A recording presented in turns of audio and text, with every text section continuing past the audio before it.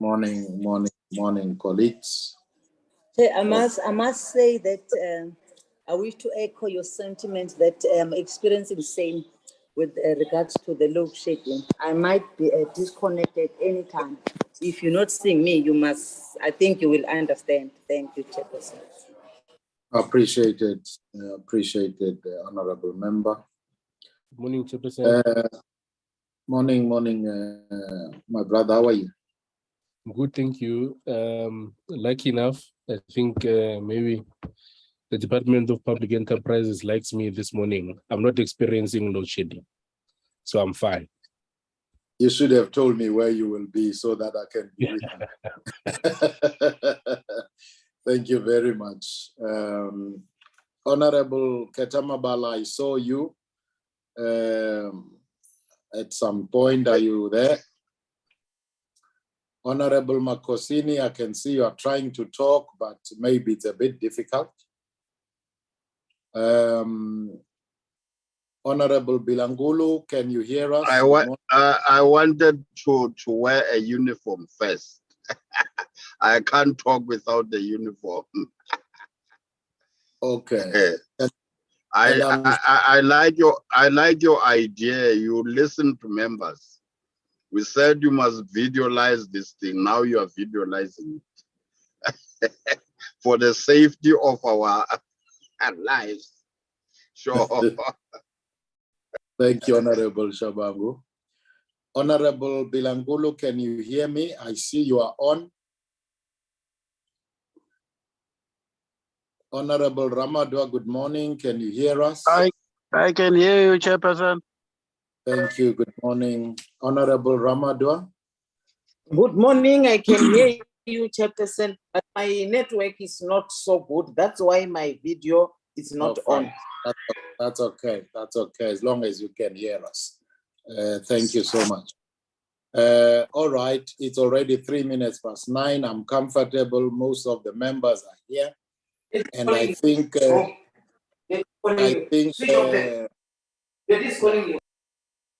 you see, that's why I hate virtual meetings. That's exactly why I hate them. But it's fine. Ms. Carroll said, can we confirm that we are forming a quorum? My calculation is that we are, but I would like to get confirmation, please. Yes, Mr. Mangu, the meeting is collating. There were apologies from Mr. Hunsinger, Ms. Noluchungu, Mr. Zwane, Mr. May, and Mr. Sitlolo. I can confirm that the delegation from PRASA are here, and further that the Deputy Minister is leading the delegation from the department. The Minister is still on leave. Thank you very much. Appreciate it. Well, the meeting is officially opened, and I welcome everybody who is on the platform. Deputy Minister, you are most welcome. I think also I saw the chairperson of the board of PRASA. You are welcome, you and the whole delegation from PRASA. Members of the media, you are welcome. From our parliamentary staff, everyone is welcome to this meeting. Firstly, I want to apologize that we had to make this late change of arrangement from a physical meeting to a virtual meeting, which has got its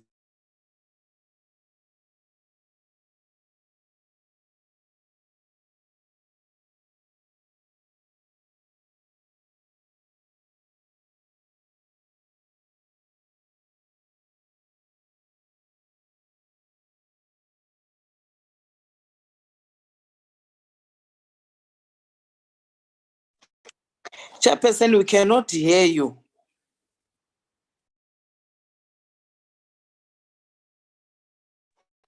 The host, please assist the chairperson. No, I think he did say, good morning, Honorable Ramad. I think he did say that he's experiencing load shedding. So I think it's a bit of a a disconnection. So maybe if we can give you 5 minutes to just re-establish connection.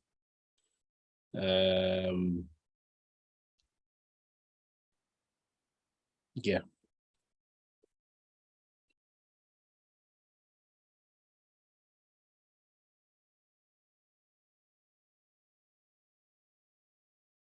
Maybe the host can tell us what is happening. Honorable Mabena, good morning. Good morning, Merama. Mr. You are Mahmoud, greeting each other. load shedding, and I'm also having load shedding from my side. So we will just give the Mr. Mangu a few minutes to get back online.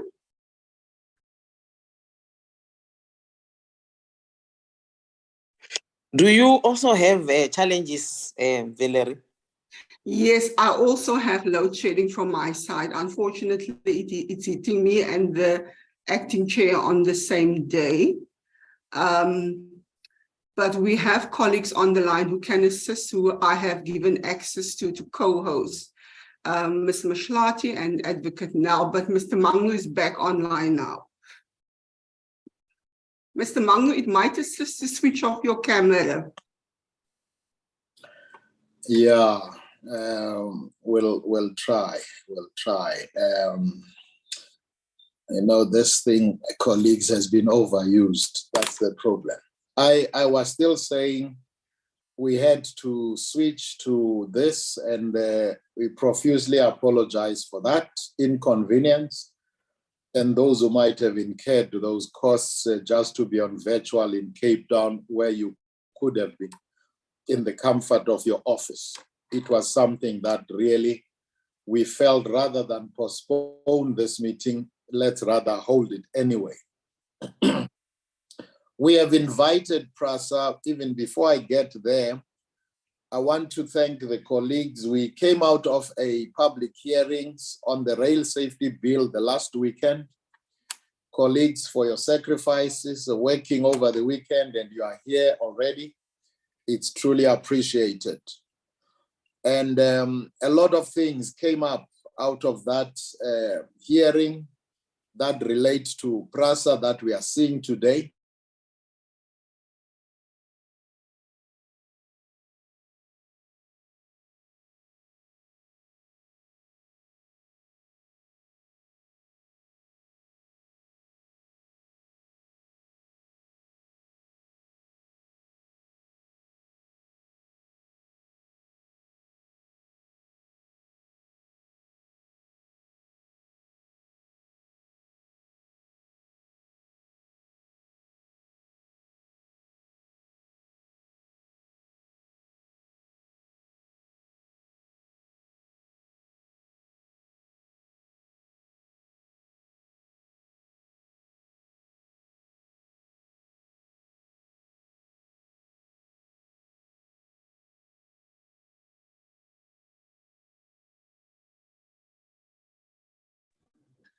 Hello.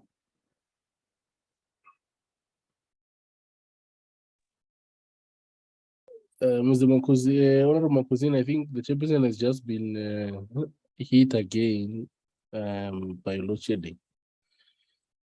I mean, not load shedding, man. The disconnection as a result of load shedding. So his network might be a bit unstable. Earlier on, you were saying you are greeting. I'm greeting you now. How are you? I'm good. You're complaining that we are greeting each other. I'm greeting you now. No, thanks. But I think this meeting is not going to proceed because of challenges that we are having. No. But let's wait and see. Honorable Makosini, good morning. We are in a meeting. You can't have your cape on. Put down the cape, take off the cape.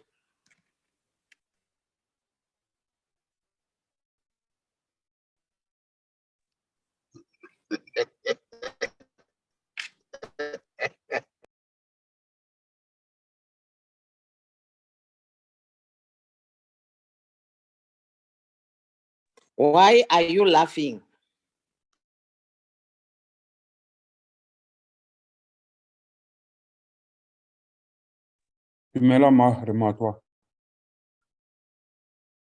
Dumela Whip. How are you, Honorable McD? Hana matata, Honorable Ramato. Hana Huh? matata. Entati, Makosini, How are you? sharp. I'm in Koko. Electricity is back now. At least you have got electricity. Yeah, but now we have. You must go thank Vusi. Aye, Suga when thank Vusi for what? Vusi You is a must small boy. He's a small boy. thank government and Vusi. Vusi is a small boy. He knows me. You must tell him that I'm his boss. Sanbona, Yeah. Sawubona Sibali. Hey, Sibali, how are you? Fine, and you? I know you're feeling as well. I have a challenge for flow shedding. Yeah, I don't know. It can switch.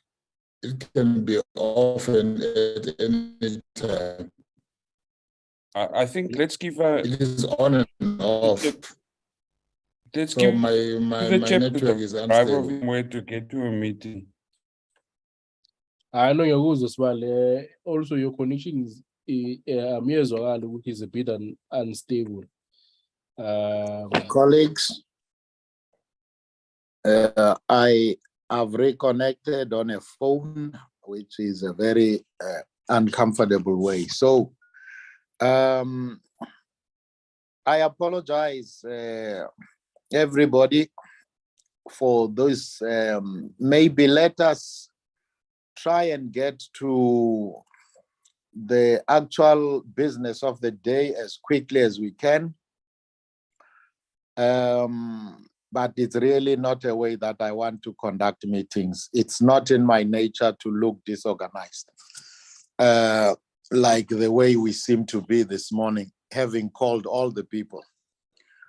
But it is what it is. You can see people keep on going out of the meeting because there is inconsistency. But it is fine. I was saying that Deputy Minister in Chair, that we had a lot of things that were coming up out of the Rail Safety Bill public hearings. There is a big outcry there of rail issues.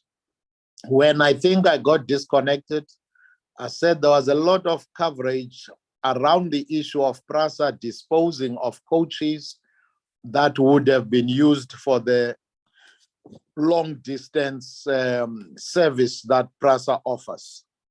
So it drew our attention, on top of us always having had interest on where PRASA is in terms of restoring that lines or those long distance lines. We are coming up to a high peak time where people need to travel. People have been bruised economically, and this system or service that PRASA has always offered has always proven to be very, very cheap, safe for our people. So the reason we called you, therefore, was to get an understanding as to the process and why this disposal of the coaches, just to bring us up to speed. Secondly, where are you in terms of restoring of this mainline passenger service and all other issues that are around PRASA? So with no further delay, I would like to invite the Deputy Minister, because you are here, Deputy Minister, maybe to make some comments. We would then invite the chairperson of the board, who I believe is leading the delegation from PRASA, to immediately take over so that we can have enough time for the colleagues to engage on the presentation. With those few opening remarks, you are welcome. And I think I've outlined in the main why we had interest in talking to yourselves at this time. Deputy Minister, good morning, and you are most welcome to make any remarks if you might have. Thank you very much, Chairperson of the Portfolio Committee on Transport, Honorable Manu, honorable members of the Portfolio Committee, the Director General of the Department of Transport, Advocate Mlau, Chairperson of the Board of PRASA, and members of the Board of PRASA, Acting Group CEO of PRASA, fellow South Africans. As the Ministry of Transport, we appreciate the opportunity to appear before the Portfolio Committee on Transport. We really thank the committee for exercising its oversight mandate. Your leadership and guidance keeps us on a path that prioritizes the social mandate given to us by the people of South Africa to ensure that service delivery remains at the center of our agenda. Allow me, Chairperson, to register our Minister of Transport, Honorable Fikile Mbalula's apology. The Minister is currently out of the country on official business. Before we get to business, Chairperson of the business of the day, Chairperson, and honorable members, allow me the opportunity to inform the committee that as the Ministry of Transport, we have filled the vacancy of the Director General. All due processes were completed and Cabinet approved the appointment of Advocate James Mlau as the new Director General of the National Department of Transport. Advocate Mlau comes with an extensive experience in the transport sector. He previously served the Department of Transport at National as the Deputy Director General for Roads. He also served as the head of department in various government departments, particularly in transport. We believe that his appointment to the new position will bring the much needed stability, and together with his executive management will serve this government and the people of South Africa with the utmost commitment required to fulfill the transport sector mandate and the country's mandate. We are meeting today to present to the Portfolio Committee Chairperson progress update on the recovery of the mainline train services by the Passenger Rail Agency of South Africa, that is PRASA. Numerous Chairperson challenges have besieged the mainline train passenger services, which I will refer to as MLPS. Over the years, the performance of this MLPS has faced numerous challenges from when it was transferred to PRASA on the 27th of November 2008 from Transnet under the legal succession to the South African Transport Service Act of 2008 as amended. The presentation by PRASA management will demonstrate this fact. The limitations on performance are attributed to, among other things, the locomotives that were transferred with MLPS were already in the phase-out stage and started experiencing failures as soon as they got transferred. A lack of an effective maintenance regime was another issue. Maintenance facilities were lacking, and relevant engineering and technical skills needed to maintain these locomotives also were lacking. PRASA was not geared up to maintain locomotives, which led to PRASA depending on Transnet for maintenance support, which was not sustainable from a cost perspective. Honorable members, the procurement of the Afro 4000 and Afro hybrid was aimed at curing this situation. The story of the procurement of the Afro 4000 and Afro hybrid locos is well documented. The procurement was declared irregular by the Auditor General of South Africa, and courts found the contract to be irregular and set it aside. To this end, this matter is still a subject of litigation following the contractor's liquidation. PRASA is in the process of trying to rescue the remaining locomotives.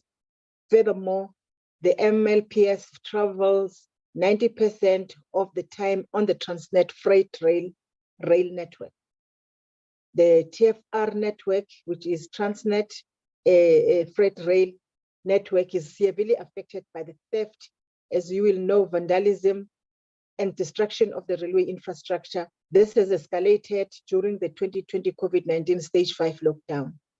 Given this challenge, both TFR and PRASA have experienced a significant decline in their service levels.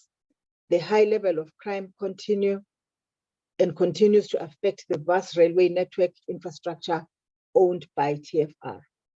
A business case for MLPS has been developed, and the presentation will actually cover this. I must just mention, Chairperson, that the mainline train passenger service resumed its service on the East London route in December 2021 and has recently resumed the Messina in September 2022. However, the East London route has been experiencing delays of up to 10 hours and in some instances has not been able to complete the trips, leading to the deployment of buses to complete journeys. This has proven to be very expensive and unsustainable for MLPS. These delays are attributed to the poor state of vandalized and decimated infrastructure. Occasioned by the above incessant delays, particularly on the East London route, the patronage has been very low as passengers seek reliable alternative modes of transport. Accordingly, MLPS has resolved to only focus on the 2 currently operational routes and not to resume the other routes. This ensures sufficient time is given to TFR to fix the lines in the Cape Town, Komatipoort, and Durban routes. Although TFR is currently running limited services on these routes, the railway infrastructure is not suitable for passenger service due to the delays that were mentioned above.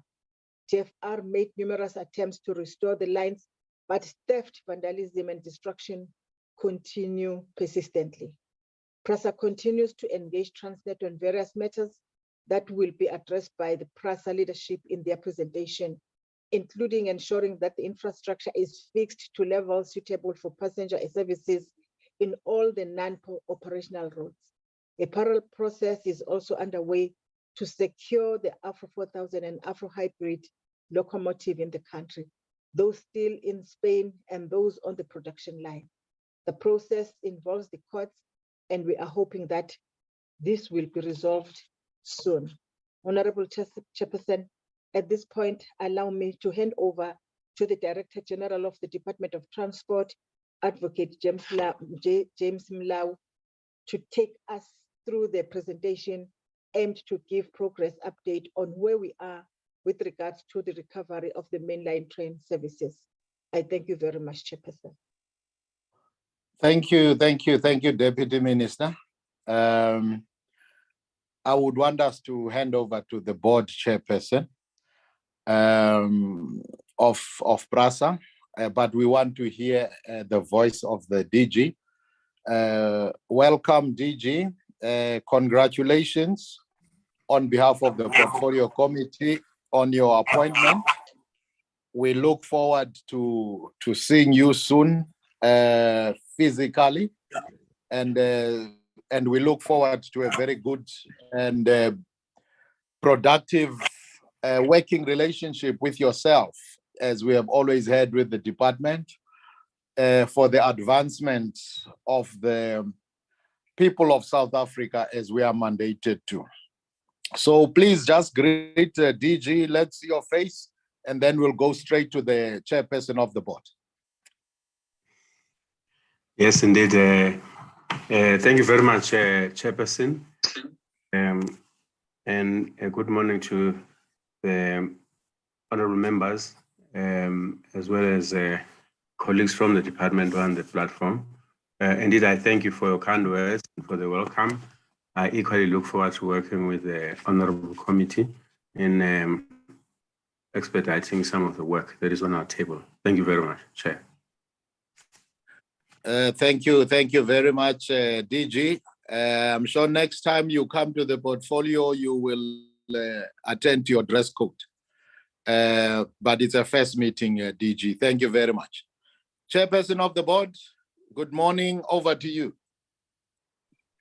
Good morning, Honorable Chairperson, and good morning to all the honorable members of the committee and the Deputy Minister. I will be just doing the introduction. I think I could easily say that we have the board, some of the board members on the platform. Acting Group CEO would do the most of the presentation this morning. Chair, we're quite happy to start, and I think the Deputy Minister has already laid out the challenges that PRASA is facing around the issues of the mainline Shoshooloza mail, the problem that we are facing, including the fact that at the moment we are only running 2 routes. Even those 2 routes that we are running still has a challenge. And here it is the reason for all of these, Honorable Chairperson. But by the way, I agree with your statement around the issue of siloism, that there must be more coordination and integration. The problem that we continues to bleed under is the infrastructure challenges, particularly when we have to run this long distance passengers rail. The problem is the quality of the network. The network is not very good, and 90% of this Shoshooloza mail runs on the Transnet services, which is also not necessarily being repaired. We are setting up the meeting between the 2 boards and Transnet and PRASA to really deal with this issue of the infrastructure. The infrastructure, 90% of the Shoshooloza mail runs on that particular, and we don't necessarily have to be the one that actually service it. Now, the joint servicing and approach would go a long way in helping to restore this particular service, much needed service of distance passenger rail. Now, Chair, Honorable Chair, let me say that we're going to have this board meeting, a joint board meeting with ourselves, between ourselves and the Transnet, mainly to deal with the issue about the infrastructure and the network. How can we collaborate to make sure that we have the services that are run?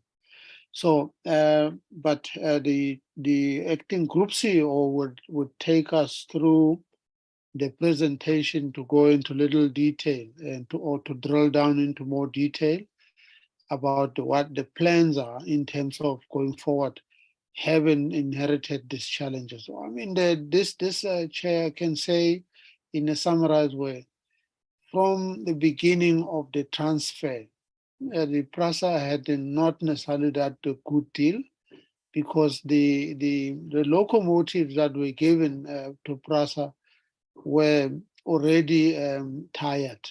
This has been a struggle all along with those locomotives, because PRASA also were not necessarily geared up to fix the locomotive or to do the workshop. So that's why the PRASA ended up with the challenge that we all know now.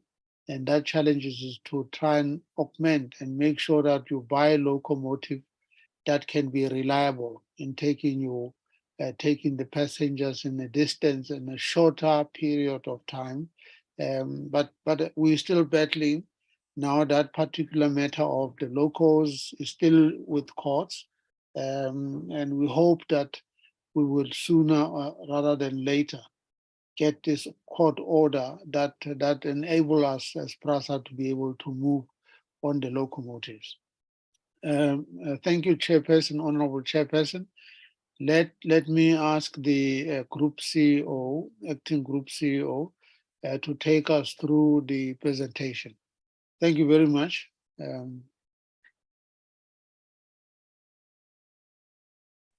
Thank you, Chair. Acting Group CEO, you can go straight into it. You might want to introduce who is with you, but it's up to you. And if you want to share certain portions of your presentation, please feel free to do so, but over to you. Good morning and thank you, Honorable Chair. Good morning to the members of the Portfolio Committee. Good morning to the Deputy Minister, the DG, DDG, members of the PRASA board. With me, Honorable Chair, I've also got my executive team with me. They are online. Also in the boardroom with me, there's a number of my colleagues here. I've got the acting group CFO, I've got the head of security, I've got the acting CEO of our rail operations division, our communications department. I've also got the regional manager for Western Cape with me, as well as the officials from my office that have joined me. And we're also joined by staff from the Ministry and the Department of Transport. We are sitting in a boardroom here in Cape Town, Chair. We were also hoping for a physical meeting, but we understand the circumstances that have led to the virtual meeting. Honorable Chair and members, PRASA certainly welcomes the opportunity to present the recovery plans for the mainline passenger services. I just want to confirm that the presentation is now reflecting. And I'll turn off the camera, Chair, just so that we allow for enough bandwidth for the presentation.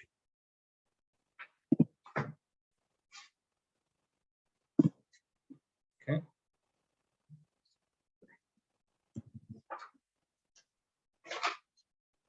Chair, is the presentation reflecting on your side? It certainly is, and your camera is still on. Not that we don't want to see it, but feel free to, to switch it off if you feel it will improve the quality. Yes, we will do that. But we certainly can see the presentation. I'm just going to put it in presentation mode as well. Okay, Chair, so I'll try and be as succinct as possible. The Deputy Minister and the Chairperson of the board already gave a good summary of the situation. But what I'll take the committee through is in terms of just a high-level background, give you some sense of the performance of MLPS over the number of years, the business case for MLPS going forward, some of the work we have done as the executive team, looking at the strengths, weaknesses, opportunities, and threats, analysis that we have done around MLPS, touch briefly on the national rail policy, the intention for long-distance rail, and rail in general, share with you the financial analysis that we have done, and then importantly, is to look at the action plans in recovering the mainline passenger services. And then we will conclude with that. Very briefly, Honorable Chair, is that, as mentioned earlier, we are currently operating on two routes, namely the Johannesburg to East London route, and then Johannesburg to Messina. And this is really because of the challenges that we have been facing over a number of years that have led to this decline. We are now currently only on these two routes. These challenges have certainly been significant in ensuring that PRASA can fulfill its strategic mandate of providing safe, affordable, and reliable transportation. In terms of the main reasons for the decline, as was mentioned earlier, again, it's around the availability and the reliability of our locomotives. In particular, when the consolidation was done of MLPS within PRASA, already at that point, the locomotives, many of them had very much reached towards the end of its lifespan, and hence we have these issues of reliability and availability around our locomotives. The issue of the infrastructure challenges is a real concern around cable theft, the vandalism, and also the speed restrictions that we have on our network. that does hinder PRASA in terms of running a reliable long-distance rail service. The issue that we are dealing with is around access charges. As mentioned, 90% of the network that we operate on is currently owned and maintained by Transnet. And then we have to be cognizant of the changing travel patterns, behavior of our customers going forward. Very briefly, in terms of the performance overview, and again, I'm looking at and I'm presenting a period taking us back to 2009, 2010, to pretty much where we are today, 2020, 21. You can see that we used to operate 21 routes in 2009. And as I've mentioned, we are now down to 2 routes at the moment that we are currently operating. If one looks at the passenger volumes, back in 2009, we were sitting just shy of 4 million passengers per annum, whereas in 2021, that had dropped down to a mere 12,000 passengers. That's a loss of 99% in terms of patronage. The train trips is a similar situation where we were running 6,600 trains. We are now down to running 99 trains, and that was in 2021. The same applies with availability and reliability. I've touched on that in terms of the drop in terms of the percentage. And then also importantly for the sustainability of the business, the fare revenue from 228 million in 2010, sitting now at 2.8 million. And those graphs, I think, clearly demonstrate the downward trend that we have faced. And later on, when we speak to the action plans, it's about reversing this trend that we are seeing now. The next slide, I think, just further demonstrates that in terms of the performance. I think important to note here, it's not only that we've seen the steep drop in passenger numbers because of the reduction in our service offering, but also importantly is the quality of service that we're providing also will need serious attention to ensure that we attract the customer base back to rail. Now, when one looks at the case for mainline passenger services, long distance rail, while I think the picture at the moment is not a healthy one, we've made the comment there that while it's in ICU, MLPS is still alive. We need to ensure that we bring it back to a healthy state, and the action plans that we have got in place, some of the key interventions is focused on doing just that. But we need to be very careful in terms of how we bring back, how we deal with the service offering, that it becomes a traveling experience for our passengers, one that is will bring them back to the rail service. We have certainly seen, and I think as you have mentioned, the Honourable Chair, with the road shows that you have been on, that there is still a huge and a demand for this type of service out there, that passengers want to see the rail service coming back, both from a mainline passenger long distance as well as PRASA improving the commuter rail service as well. Now, importantly, that we need to look at, the last point there is around the relationship, the interface between PRASA and TFR, ensuring that we put more attention in terms of improving that relationship, the coordination and integration between the two SOEs, and that certainly is ongoing as we speak. One of the key things is around, as I mentioned, around theft and vandalism, is that certainly on the TFR side, they're looking at de-electrifying most of the network on their side, in consultation with PRASA, we still require at least some portions of the network to be electrified, particularly those portions that enter into our metropolitan areas. In terms of the strengths of the long distance rail, it is a fact that rail transport is the safest mode of transport. It's got the dedicated right of way in terms of mobility. We do also have the variety of product that we offer, from economy to premier class, that we can offer as part of mainline passenger service. We do have a very experienced staff complement that have been doing this for a number of years. And then one of the key strengths of rail in general is the affordability of the rail service. But there are a number of weaknesses that we need to address, and we have touched on that, the issue around availability. And that has resulted in only the 2 corridors that we are running. We need to look at the issue of our branding and positioning around marketing. Marketing this product a lot stronger. The communication around it needs to be improved as well in terms of bringing back the long distance rail. We need to address the issue of the travel time, the journey time. It certainly is not competitive against other road-based options, and the delays that we experience on the system does not help with that. The issue around our ticketing in terms of our booking channels online, through the telephone needs significant improvement in terms of access to the services and ticketing as well. We have identified a number of opportunities and threats as well, honorable members.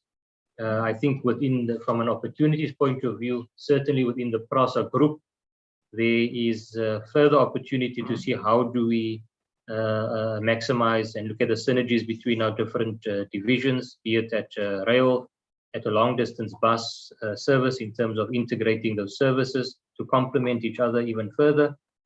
There's opportunity to look at charter services and tourist services. We've already done that in the past few months where we've run charter services. We've run the Comrades train as well as the Makufi train, the Jazz Festival. And this was a fairly sort of run fairly well. It was a good response in terms of these charter services. The threats, I think it's also clear in terms of we need to address and respond to customer needs, the changing needs of the customer, travel patterns, as well as dealing with insufficient capacity, dealing with the demand that we have to respond to. In terms of the strategic options, we've looked at various options in terms of where the business, in terms of the viability of the business going forward, starting off from a point of view of shutting down the business as an option, selling off the assets as one of the options, and then taking it through in terms of where we currently see ourselves, which is a very heavily subsidized long distance rail service, and then the other options in terms of where we currently are in terms of operating a very reduced service, moving towards a modernized long distance rail service, and looking at the potential for concessioning some of the lines in the future. And all of these options, we looked at it from a point of view of ownership, the network, the financial impact on government, what impact we would have on our customers, on our employees, as well as typical implementation timeframes. And the 3 options that is sort of in the red block that we have got there towards the right is where we are moving towards. Yes, we are currently operating on 2 corridors as a reduced service, but looking at how do we start bringing back some of the other corridors when we have managed to deal with the issue of the network challenges, the availability of the locomotives, as well as looking at the issue of charter services that we can start rolling out.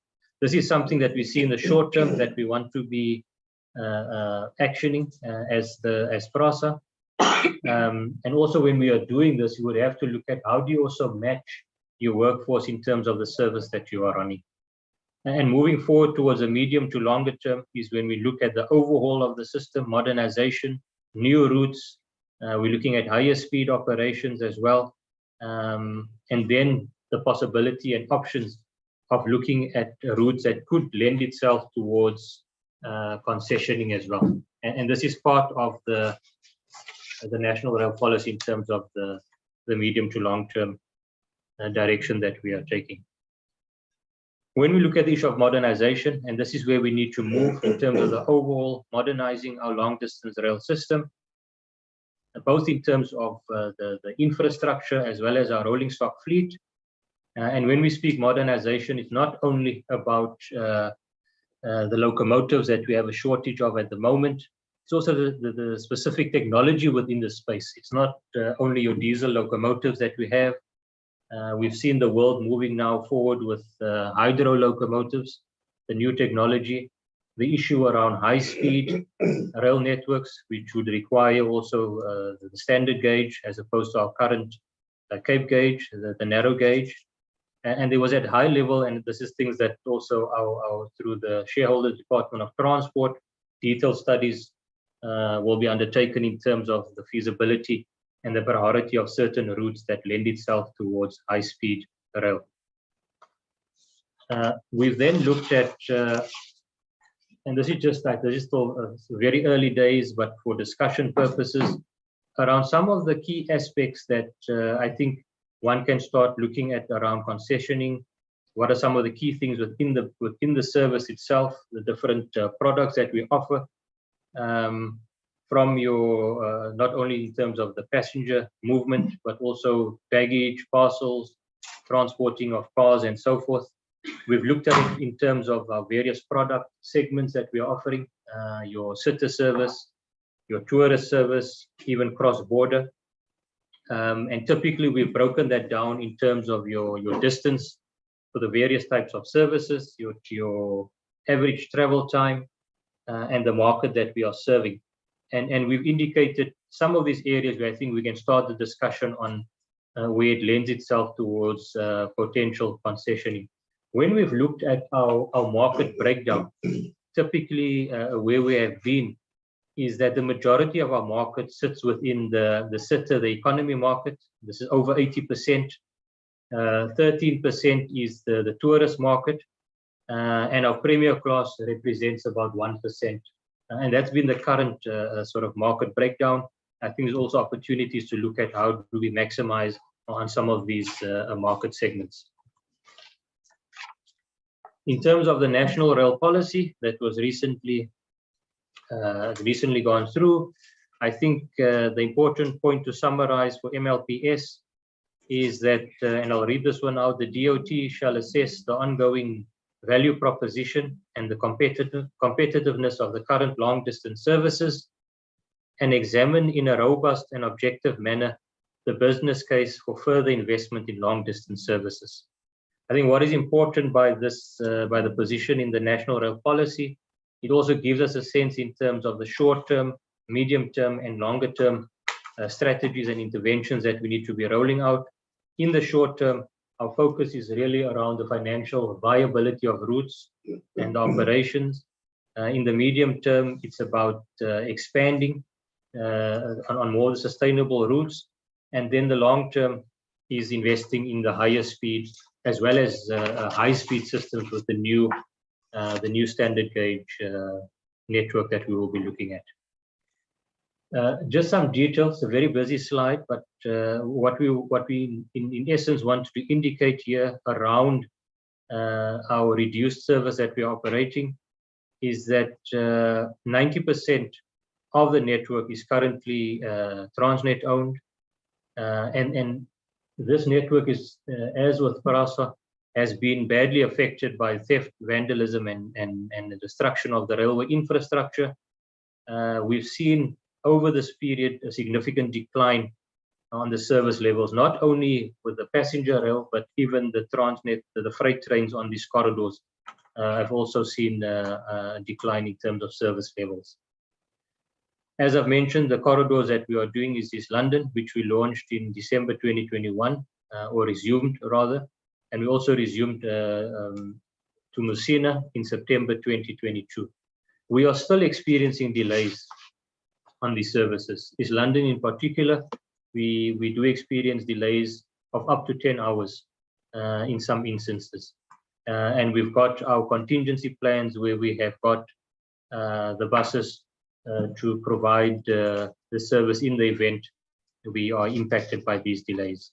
And this is in the main around the poor state of the infrastructure and the theft and vandalism on the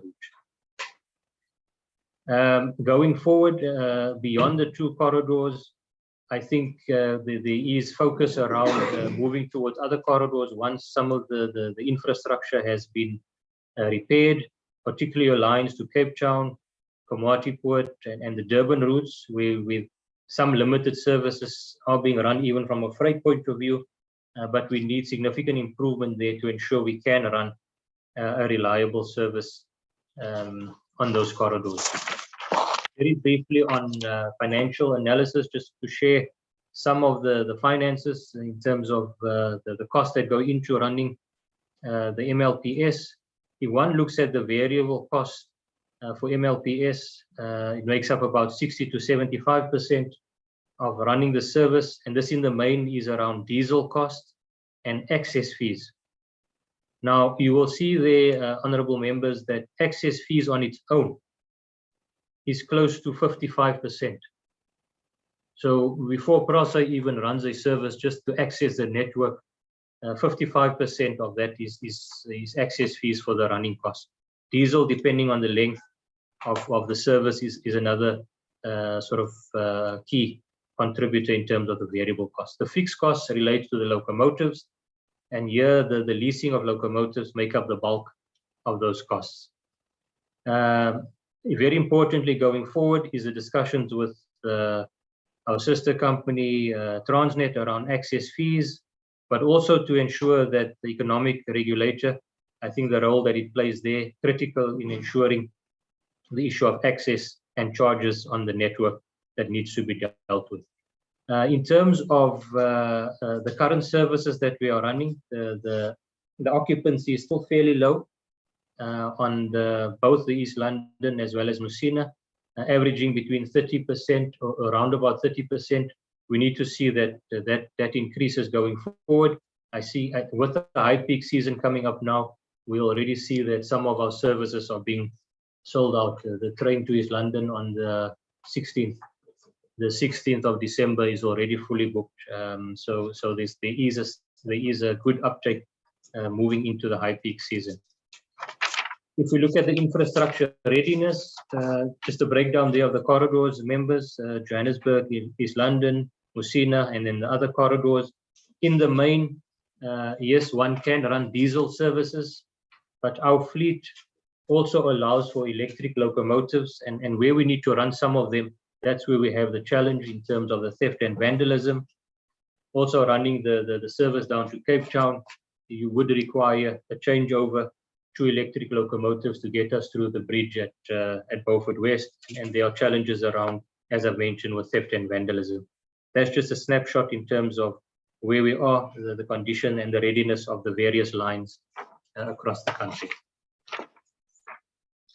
In terms of the key requirements for sustainable service, it's come through very clearly the issue around locomotives. Going forward, currently we rely heavily on lease agreements, which is quite a costly option. As mentioned earlier, when MLPS was transferred, it came with approximately 120 locomotives.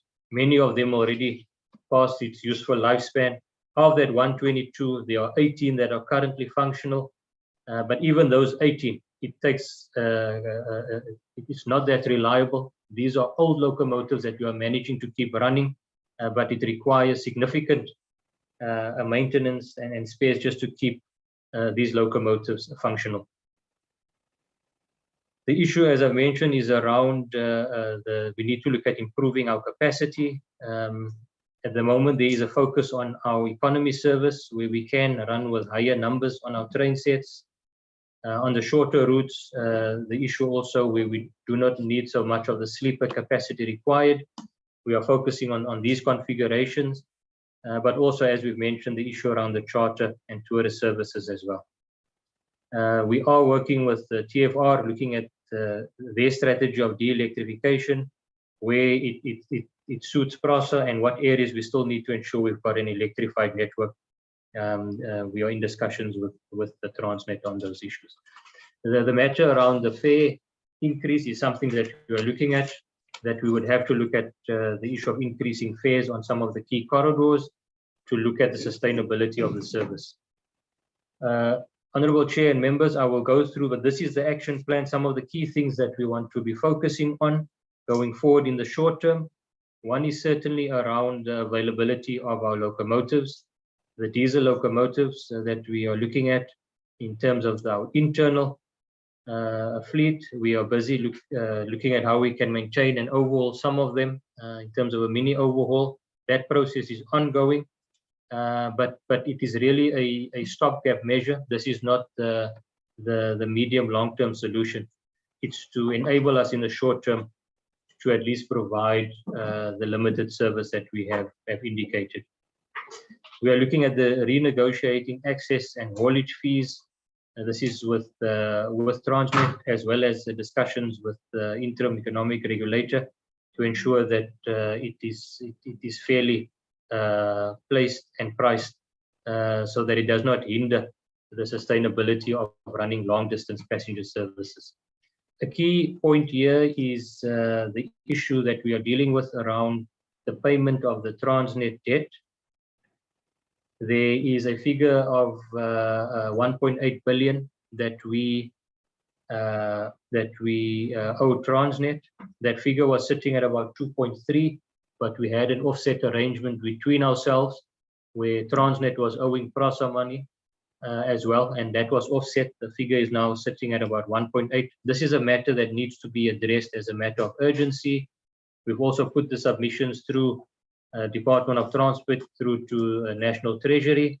So as part of the financial sustainability of PRASA, many items that we need to address, not only the Transnet debt, but this is critical for us to ensure around the mainline passenger services, to ensure that we improve the integration and coordination with Transnet, looking at the assistance even from the availability of locomotives on their side, the issue around the infrastructure, the network itself in terms of improvements that need to happen there. So this is one item that is high on the agenda that we need to settle ASAP. Those submissions have been made. We are waiting on the feedback on that now from National Treasury. That will lead to us in terms of having an improved SLA with service level agreement with Transnet as item 4. Now, the one item that, Honorable Chair, you mentioned up front, item 5, there was around disposal of old coaches. You made reference to many of these coaches that belong to the MLPS, the long distance rail. There is a process underway to dispose of coaches that have reached the end of its lifespan. We have begun the process focusing on our metro rail fleet. That's the yellow and gray trains. As the members will know, we've got a fleet of approximately 4,500 coaches nationally. We're also busy now with rolling out and replacing the fleet with our new trains, the blue and gray trains. And part of this process, the disposal strategy is there is a percentage of the fleet. Not only has it reached the end of its lifespan, it's also wrecks. It was those coaches that were, whether it was through arson or damage through accidents, that cannot be recovered or overhauled. Those are the ones that we are focusing on immediately to dispose of. But the strategy of disposal is not only about scrapping coaches, it's also looking at the option of as I think was mentioned earlier, the potential of selling some of these coaches. There could be agreements with other operators in Africa in terms of utilizing some of the older fleet on our side. As the members also know, we've got the program of the GO, the General Overhaul Program, where some of these coaches are going through a major maintenance cycle, the GO, and will come out of that program giving it a new lease of life, in some cases to be back on the PRASA network, but also to look at other options for other operators within the region, within Africa.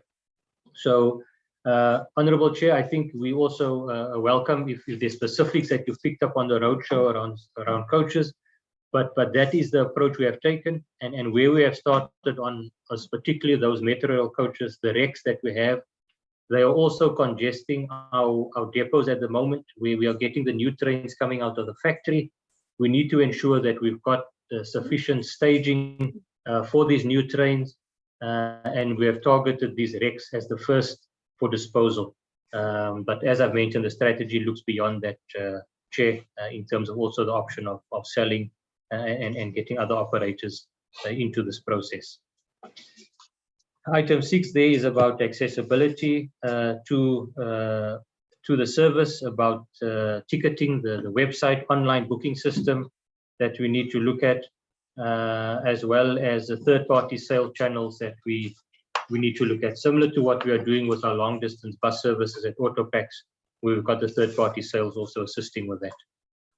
The next item is on the refurbishment of the current fleet of locomotives. As I said, this is something that we are dealing with now to ensure we can maintain some of the services that we are running, but certainly in terms of the modernization and the renewal of long distance rail, we need to look beyond and we need to overhaul the current old fleet that we have. The one item that came up was around the Afro locomotives. We are busy with this matter, as the chairperson of the board had indicated, around concluding discussions with through the liquidator as well as Stadler, who is the manufacturer of these locomotives.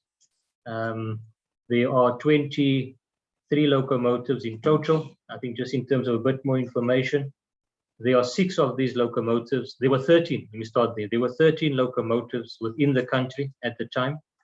This is when the contract was found to be irregular. And 7 of those locomotives have already gone through auction by the liquidator.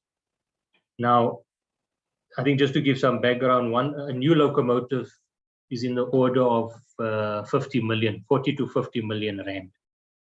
7 of these locomotives, pretty much still brand new, were auctioned at the time to a total value of about 95 million in total. So you can see the value that was received by the liquidator in terms of recovering costs was quite minimal. I think you're looking at just over 10 million per locomotive. And in many cases, these locomotives are now running on networks around Africa, providing services for those that have managed to procure through the auction.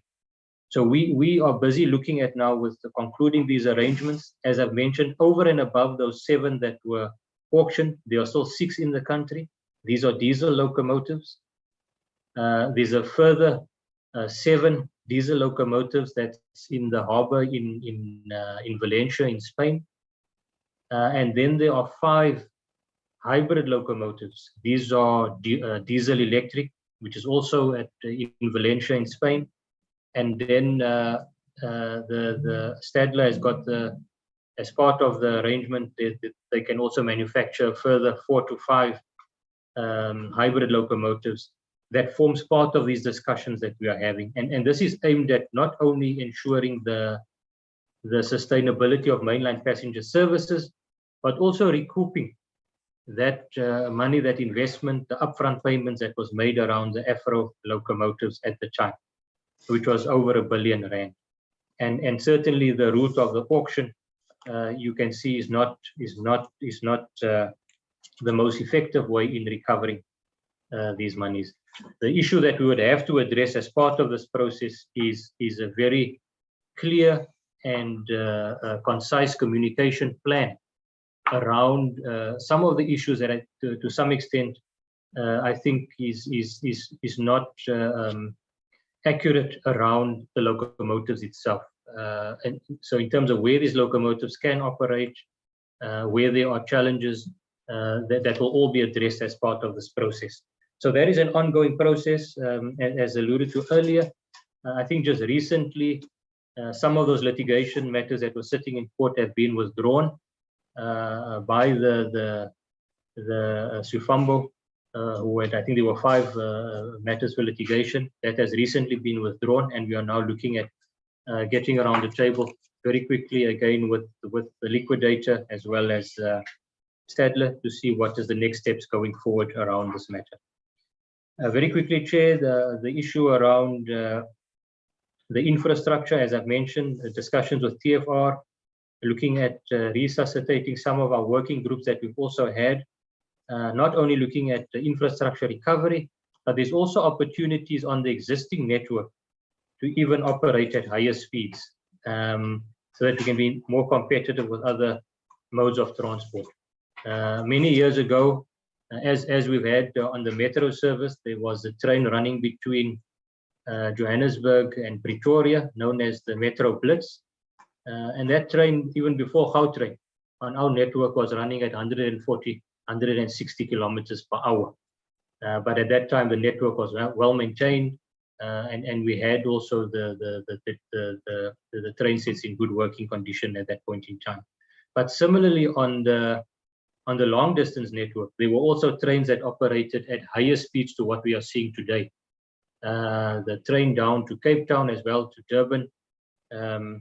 I think it was referred to as the Wit Blitz. I'm not sure where the names came from, but that was a train also operating at 120 kilometers per hour. So there is opportunity even on the existing network to see how we improve speeds. And those are the discussions that we have had, but we want to take further as well with Transnet. Just moving on to the penultimate slide then, is the issue around synergies within the business at Autopax, our long distance bus services, to see how do we complement the long distance rail, also not only from a feeder point of view, but also running complementary services on the same network as well. Very importantly is around robust marketing and communication to increase our patronage on the limited services that we are running. And we see that now in sort of for the month of December, that we're having good responses in terms of the passenger and the ticket sales that we are dealing with. Going forward in terms of we need to do a detailed market demand analysis, and this will give us more guidance in terms of the viability and some of the routes that we want to focus on in terms of rolling out as part of the short-term strategy. So in concluding, Honorable Chair, members, as we've indicated, the discussions are ongoing with Transnet. We are looking at the option of getting locomotives, whether there's availability on their side, certainly the fleet at PRASA, and also our leasing arrangement, which is a costly option, is not the preferred for locomotives. So there's the AFRO discussions that we are having, as well as with Transnet in terms of leasing of locomotives on their side. I've touched on the issue of the debt, which is quite an important issue, and we need, I think those submissions have been made. We're expecting a response on that, so that matter, I think, can unlock also various other matters, not only on the locomotives in terms of cooperation there, but on the infrastructure, access fees, and all of these matters that we need to really see improvement on those matters.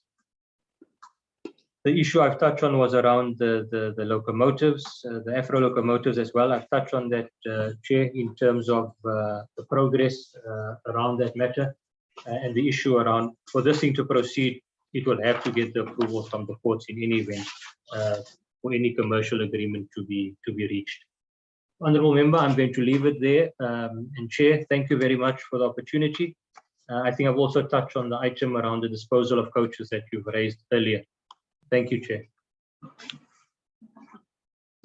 Thank you very much, Acting CEO.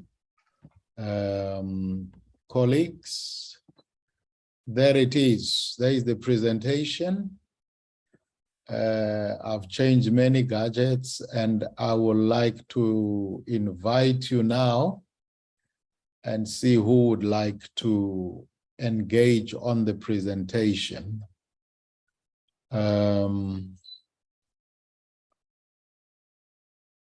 I see Honorable McDonald, who will be number 1. Honorable Mabena will be number 2. Honorable Fikile Kumalo will be number 3.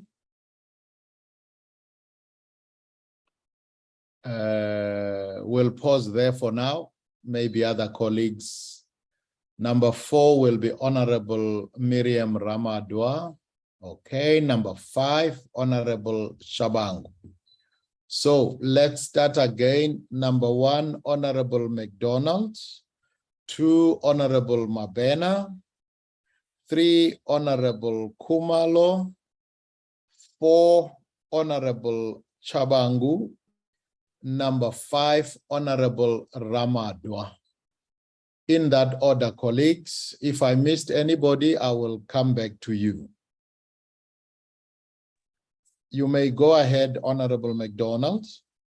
Good morning. Thank you, Chair. Good morning to the Deputy Minister, the honorable members here, PRASA Board, the CEO. Thank you very much for the presentation. Chairperson, let me apologize. I've got a couple of things. I've been taking notes, and I just want to start with some of the key issues here.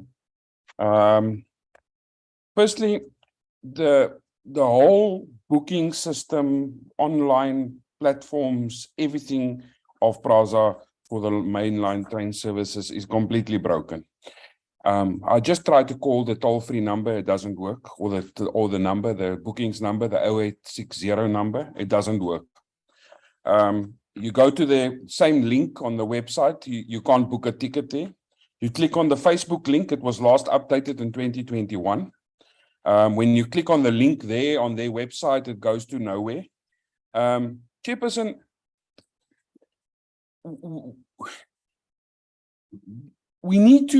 PRASA needs to, with all due respect, have to understand that their core business is to move people from point A to point B in such a fashion that it's safe, reliable, and cost effective.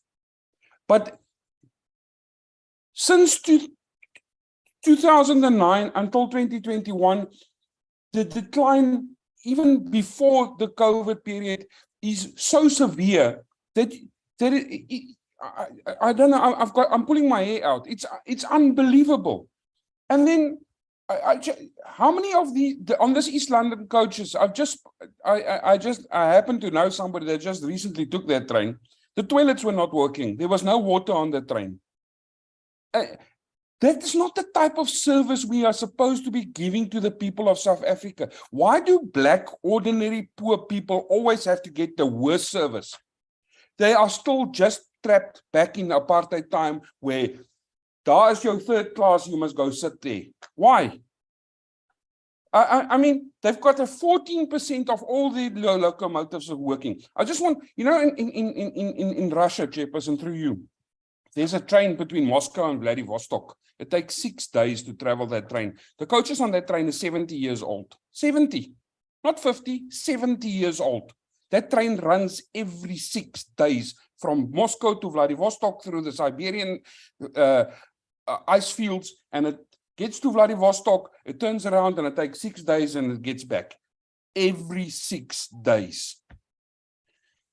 Chairperson, there's so much talk about electrification and de-electrification and the arrangement between Chairperson, the electrical, when the whole world is moving to move their trains to electrification, South Africa goes giga left. We are going to diesel, the most expensive form. While we are signing commitments with the COP about climate change, we are buying diesel locomotives, spending millions of rands on diesel locomotives. When the whole world is moving away from it, you can't do a high-speed train, by the way, with a diesel locomotive. You have to have electrification. What happened to the 3,000 volt DC lines that were running from the R to Johannesburg? Chairperson, you know, you can't get close to that line. Nobody can steal that line. So if you get within a meter from that line, it actually will put you in hospital. And you know why? I know, because I was involved in one of those accidents before in my life as a young man. And I can tell you that it's an experience you never want to experience in your life before. Then on the mainline services has got these coaches for feeding or there's restaurants. How many of them are currently working, and who's got the contract at the moment? Because I know it was B&J or BJ or something previously. I want to know who's doing it at the moment, and if it's been done, and what's happening at the moment regarding the sleeper couches. in the future. Why are we not doing bedding anymore? I mean, COVID is now, the restrictions of COVID is done, it's gone. Who's doing the bedding contract? Do we still have bedding? When will this be re-implemented? Can we get, because you know, the train is an experience. The day you get on the train, it's you on holiday. Now it's become something else. And even in the presentation, it says that they want to move away from that to a sitting coach. With all due respect, Chairperson, why can't we have a proper train where people can book tickets and have an experience that is not expensive but gives you that 5-star luxury that people deserve in this country? Chairperson, I'm fuming at the moment. I mean, owing 1.8 billion rand to Transnet, which is the same lines, and the lines are blurred. It still belongs to government. I'm confused, Chairperson. I think I must be in a movie or something. I'm not quite sure. But anyway, on the last point, Chairperson, you can't book a ticket. The state of the stations are in terrible state. There's no security in the stations. The toilets on the stations are not working. The toilets on the trains are not working. There's no water in the trains. The showers on the trains are not working. It's a mess. We need to change the ship. The ship needs to be turned around. Thank you, Chairperson. Thank you, Honorable McDonald. Honorable Mabena. Angithokoze kakhulu Chairperson, ngithokoze ngithola namhlanje ekomidini ngilochise bonke abalingani abakhona emhlanganweni. Yeah, Chair, I think the presentation itself, I think it paints a picture of an organization that has literally collapsed. I think we must stop pretending and just be honest with ourselves that there's no organization here. You can't move from almost 4 million passengers per annum, and you are now only, and you have a 99.5% loss in terms of passenger numbers. And you want to also still be maintaining a situation where you are saying that there's a possibility that you can resuscitate the organization. And also, you are now only running only 2 mainline passenger services or routes which are there, instead of the ones that you were running in 2009 or in 2020. But also here is the other issue. You've also mentioned that you might also, in terms of supplementing your services, be moving, or might be, you are looking at hybrid services. What is the total cost of operating of diesel locomotives in comparison with the electrically operated locomotives? Obviously, we do have an unstable electricity supply at the moment, so I think that would be good. But also, I am just interested in terms of the cost of running the diesel locomotives. You've mentioned that you had a debt with Transport Freight Rail, which you have since managed to bring it to around 1.8 billion. And not that you've paid that money, but also it was offset against a debt which TFR had from Central. How do you plan to raise capital in terms of making sure that you pay the outstanding 1.8 billion rands? Because this also will impact in terms of, I see in one of your slides, you've mentioned that you want to renegotiate the service level agreement, and in terms of access into the Transnet Freight Rail network, which is there. How do you plan to raise this 1.8 billion rands? And then also, maybe coupled with that question, from in the last 12 months, how much have you raised in terms of ticket sales? This question I am raising because I was in Kona Lady. We live here in Soweto. I was able to get, fine, I bought the ticket at the ticket office. But also what I realized is that even if I did not have a ticket, it was relatively easy for me to go through those tentacles whatever the English word is, that give you access into the actual platforms.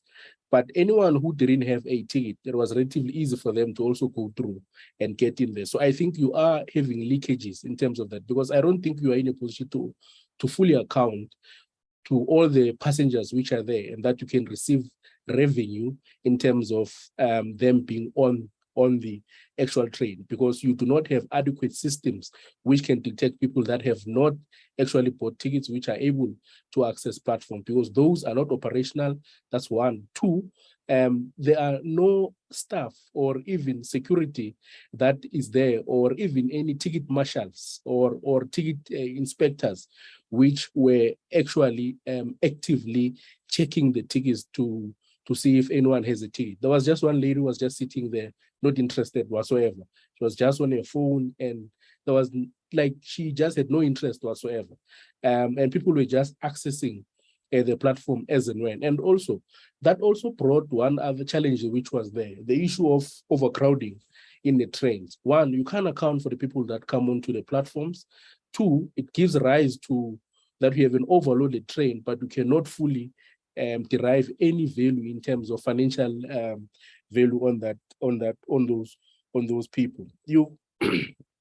The other issue is the financial sustainability of the corporate. Any self-respecting business is able to raise capital in the capital markets in order for them to fund the operational expenses and also investment into the business to make sure that they are sustainable. Is PRASA in a position to go and raise capital in the capital markets? I would want to get a response to that answer, because in the overview of your SWOT analysis, you paint a picture where you are saying that you are almost exclusively dependent on government grants. So essentially, you are saying that you are not a burden onto the fiscus. Basically, what we have grown to experience of state-owned enterprises, where without government subsidies, you are literally non-existent. And you cannot even be in a position to break even, where you are able to offset your overhead costs, your expenses, operational costs, and pay your staff salaries and everything else with only the revenue that you receive. If you are able to raise money in the capital markets, have you done so? And if yes, how much were you able to raise in the capital markets? And also this links with that question of 1.8 billion rands. The other question, Chairperson, is the issue of the sale of the out-of-service locomotives to potentially your partners in the African continent. You've mentioned that there was an auction which was done, but I think that was for the Afro 4000. And I think I stand to be corrected if I have not, if my notes are not in order. But you've mentioned that some of the out-of-service locomotives, or the ones that you want to phase out, you are in a position, you have plans that you want to sell them to the rest of the African continent. Has there been any interest whatsoever from the African continent or from our sister countries that have expressed an interest in actually procuring any of those locomotives that you want to sell? And also maybe another question there is, has there been any sale outside of those, the new modern hybrid Afro 4000, the ones that you've mentioned, but the ones that you are saying that you want to sell to other people? We are also saying here that you have a unique service offering in transporting passengers. I think that is noted in your SWOT analysis as a strength. I don't believe you do. I don't believe you do have a unique service offering when even minibus taxis are in a position to outcompete you. Not only that, but adequately outcompete you flatly, even when they're offering a service at an higher cost to passengers. But passengers, one, out of reliability of the service, two, out of the making sure that there are no delays, they're able to get to their destinations on time. And I believe that it is not true. You do not have a unique service offering in terms of passengers. You've also mentioned that you want to charter products for tourist services. You know, as a tourist that is coming from outside of the country, if anyone wants to get on a train, trust me, first option is not going to be PRASA trains. Your best bet is that they would be stuck on a how train service and not with PRASA. You also say here that you want to focus on special events. You've had so many special events in South Africa since we've come out of COVID. Which services have you run, maybe as a pilot project? I mean, we've had the Soweto Derby, which is there, which was playing here in Nazareth, in Nazareth, just next to Soweto. We've had the inauguration of the King out in KZN. There has been a number of services. If you're saying that you want to focus on special events, how do you then see yourself tapping into that market and ensuring that you are in a position to fully take those opportunities and make sure that you can offer your services in such a way that you can derive income? Another issue is you are saying that you have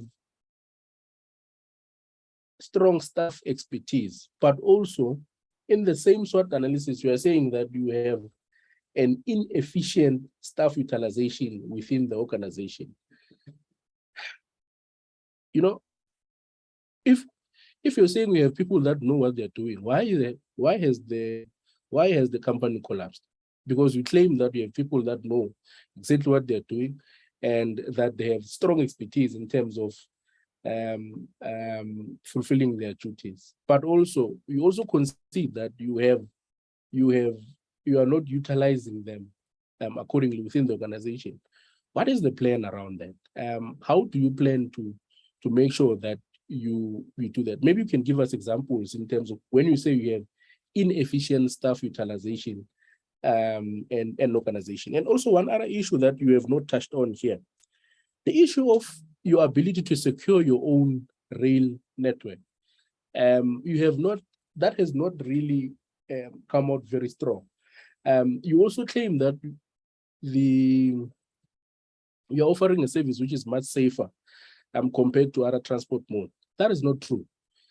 Try getting on a train. If you have a cell phone in your pocket, and by the time you come out, if your hand is not in your pocket, chances are you're not going to come out with that cell phone with you. So what does that say? It's not safe. Anyone, if a single person can get into a train and then they happen to pass out or to just take a nap, by the time they get off, their bag, everything else would have been gone. But also the ability of people to encroach in terms of your railway tracks and everything else points to the fact that you are not in a position to secure your own railway services. So what is the plan around that so that we can be in a position to address that? Thank you so much, Chair. Thank you very much. Honorable Kumalo. Thank you, Chairperson. Greetings to you and greetings to DM. Most of the greetings you have done on our behalf to everyone in the platform. Chair, mine will be short because it is partly taken by my colleagues. But looking at the performance overview as it is tabled and presented, I will echo the sentiment with Honorable McDonald.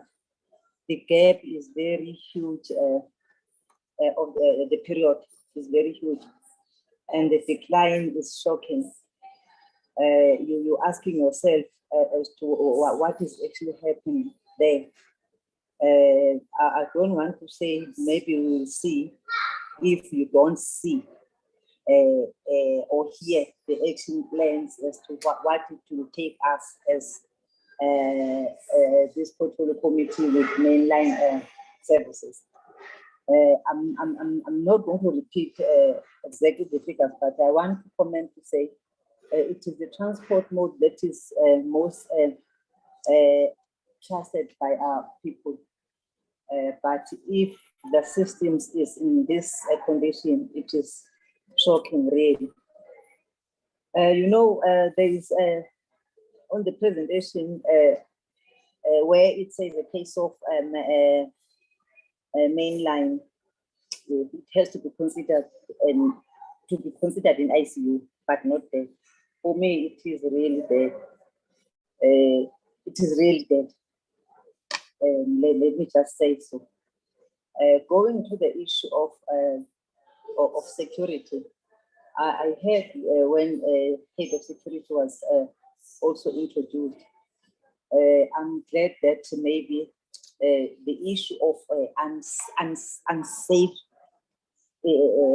on the trains will be addressed, or there will be some strategies that will convince people that it is now going to be safer to be on the train, because currently it is not.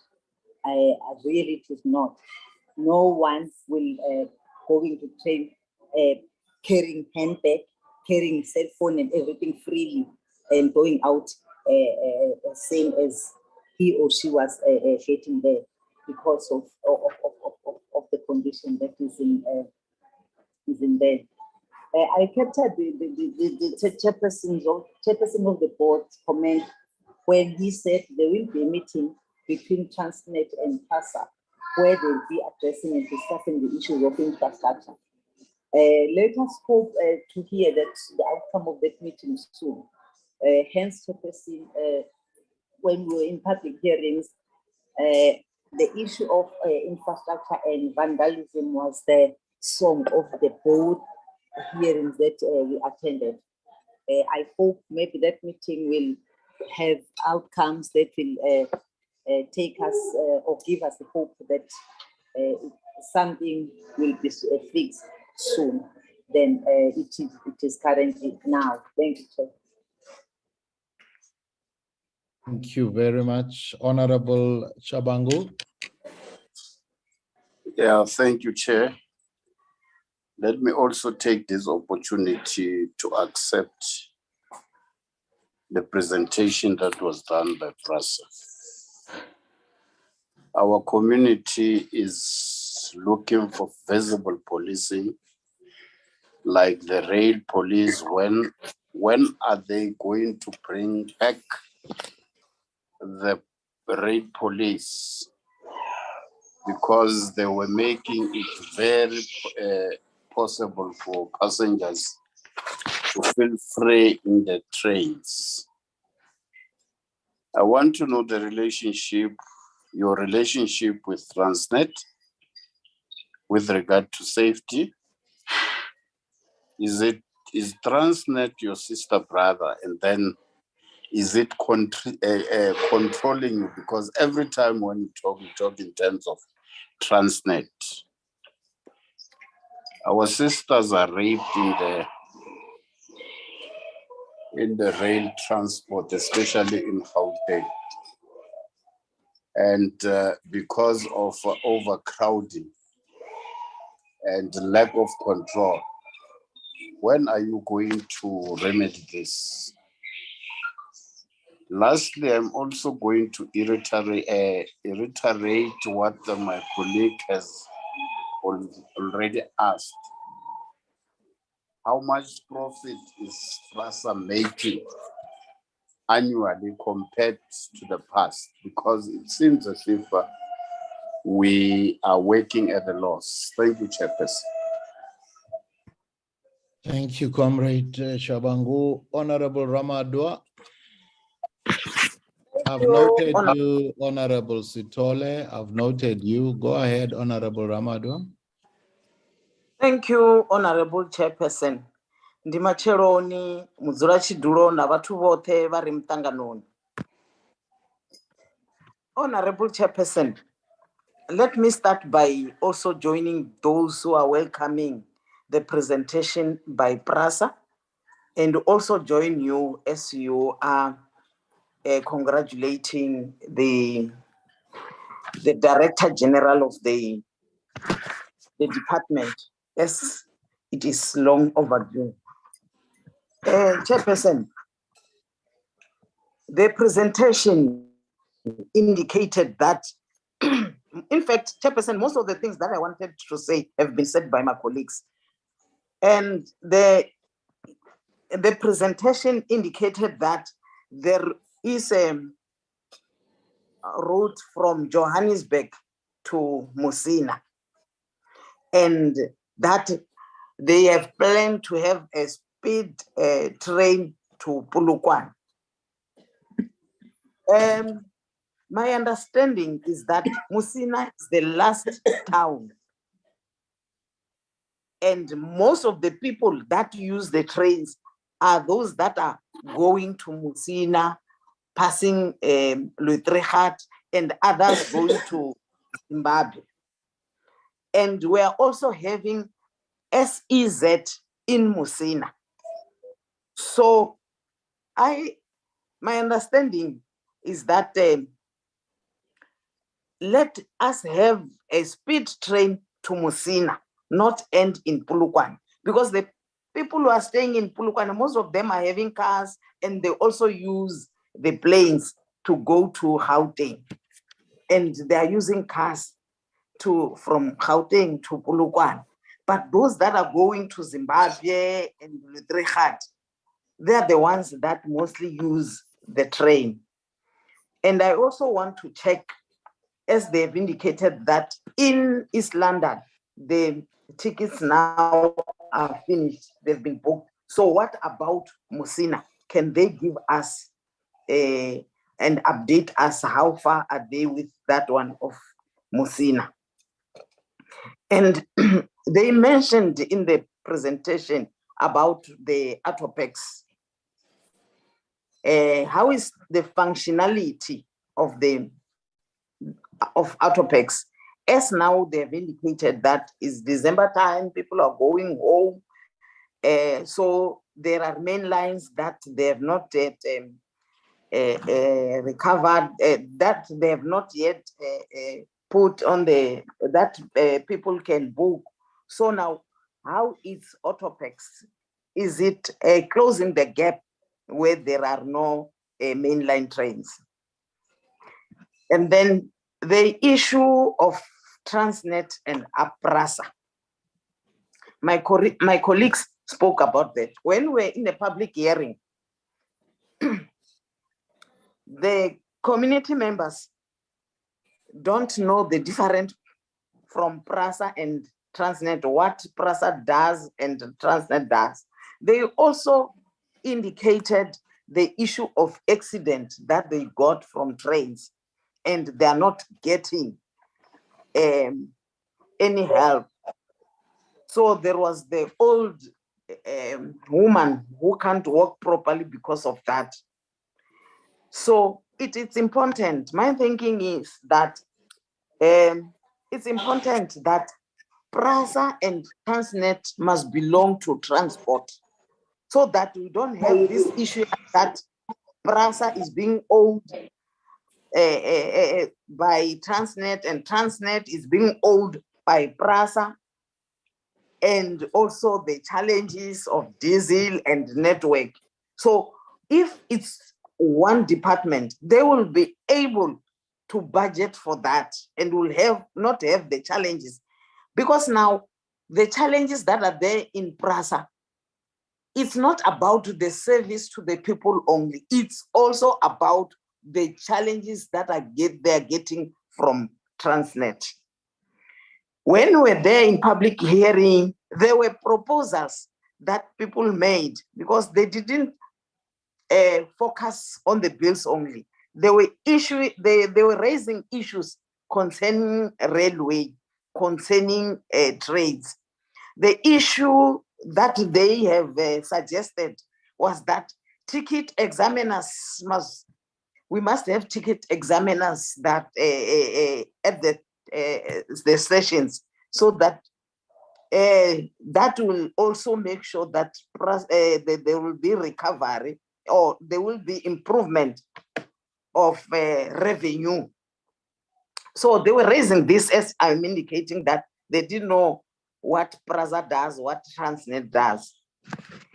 And then on the other issue is that the vacancy of the Director General has been filled, but in PRASA, we are still having acting group CEO. When is this vacant post going to be to appoint? Lastly, Chairperson,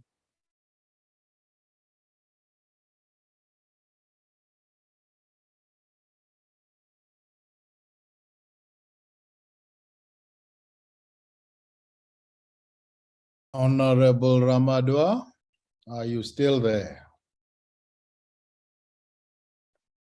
All right, let's go to Honorable Sitole. I don't know if you are still there. I don't see you now, Honorable Stole. Have you been kicked out? No, I don't know. You disappeared when you were saying lastly. You can wrap up, Honorable Ramadua. I was saying the issue of special events that was raised, I think is something that the department can consider it seriously. And then, Chairperson, you said that was the last one. Is there another last one? Oh, this is the last one. Okay. During our public hearing, this safety was high. Many people were indicating that they are not safe on the trains. So, you know, during December in other towns or like in my town, in my area, the youth, it's youth for safety. What the police does is that they train the youth, and then now in December, they will be in the mall and everywhere where our people are not safe. I don't know if it's possible that they can hear from the Department of Police so that they can also be on the stations where in the these mainline trains, so that our people can be safe during December or on the station. Yeah. Thank you, Thank you very Chairperson. much. Honorable Sitole, I don't see you. I don't know if you are still on. Your hand was up. I wanted to take you last. Yes, Honorable Chairperson, do you hear me? Please go ahead. Thank you very much, Honorable Chairperson. First of all, I want to apologize, not because of my intentions to be late, but it's because of network, and my network is unstable. Accepted, Honorable. Yes, Chair. Chairperson, first of all, I didn't hear the whole of the presentation because of that challenge, but I just wrote what I have read from their presentation before. So now the first one, Chairperson, you will correct me if some questions have been asked by other members. By my first question, Chairperson, is that one of the security, because you remember when we was doing the oversight here in Gauteng, they promised us that they are going to hire more than 3,000 security for the metro lanes. I'm trying to check how far with that system, because if you check, Chairperson, the cable theft and the vandalism of the metro lane is because there is no security. So I'm trying to check, do they have those security in place? If they don't have, how long will it take for them to hire those security? And the other issue, Chairperson, is the issue of CEO, because the acting CEO is there for a long time. How long will that be? Because they're supposed to give us a time frame now. We must have a time frame of those acting CEO. And the other, Chairperson, is the capacity if I check their report, they say they don't have insufficient capacity. What kind of capacity are they looking for? And how far with that recruitment or either installing those who are needed in PRASA? And the other chairperson is the issue of fundings, because I didn't hear, or either sometimes they did ask that question. I didn't hear how much do they fundraise now for the operation of our metro rails, not depending on government, as an entity that is under our department. And the last one, chairperson, is the issue of tourism, because it is actually worrying, chairperson, because if you want other countries' tourism to be in the country, they're supposed to be in a safety train if they want to use trains. Do they have any system? Do they have any consultation with the tourism department in order to safeguard our tourists, so that when they come here, they can use our trains, they can actually be saved, because our train are no more safety now. Thank you very much, Honorable Chairperson. Thank you very much, colleagues.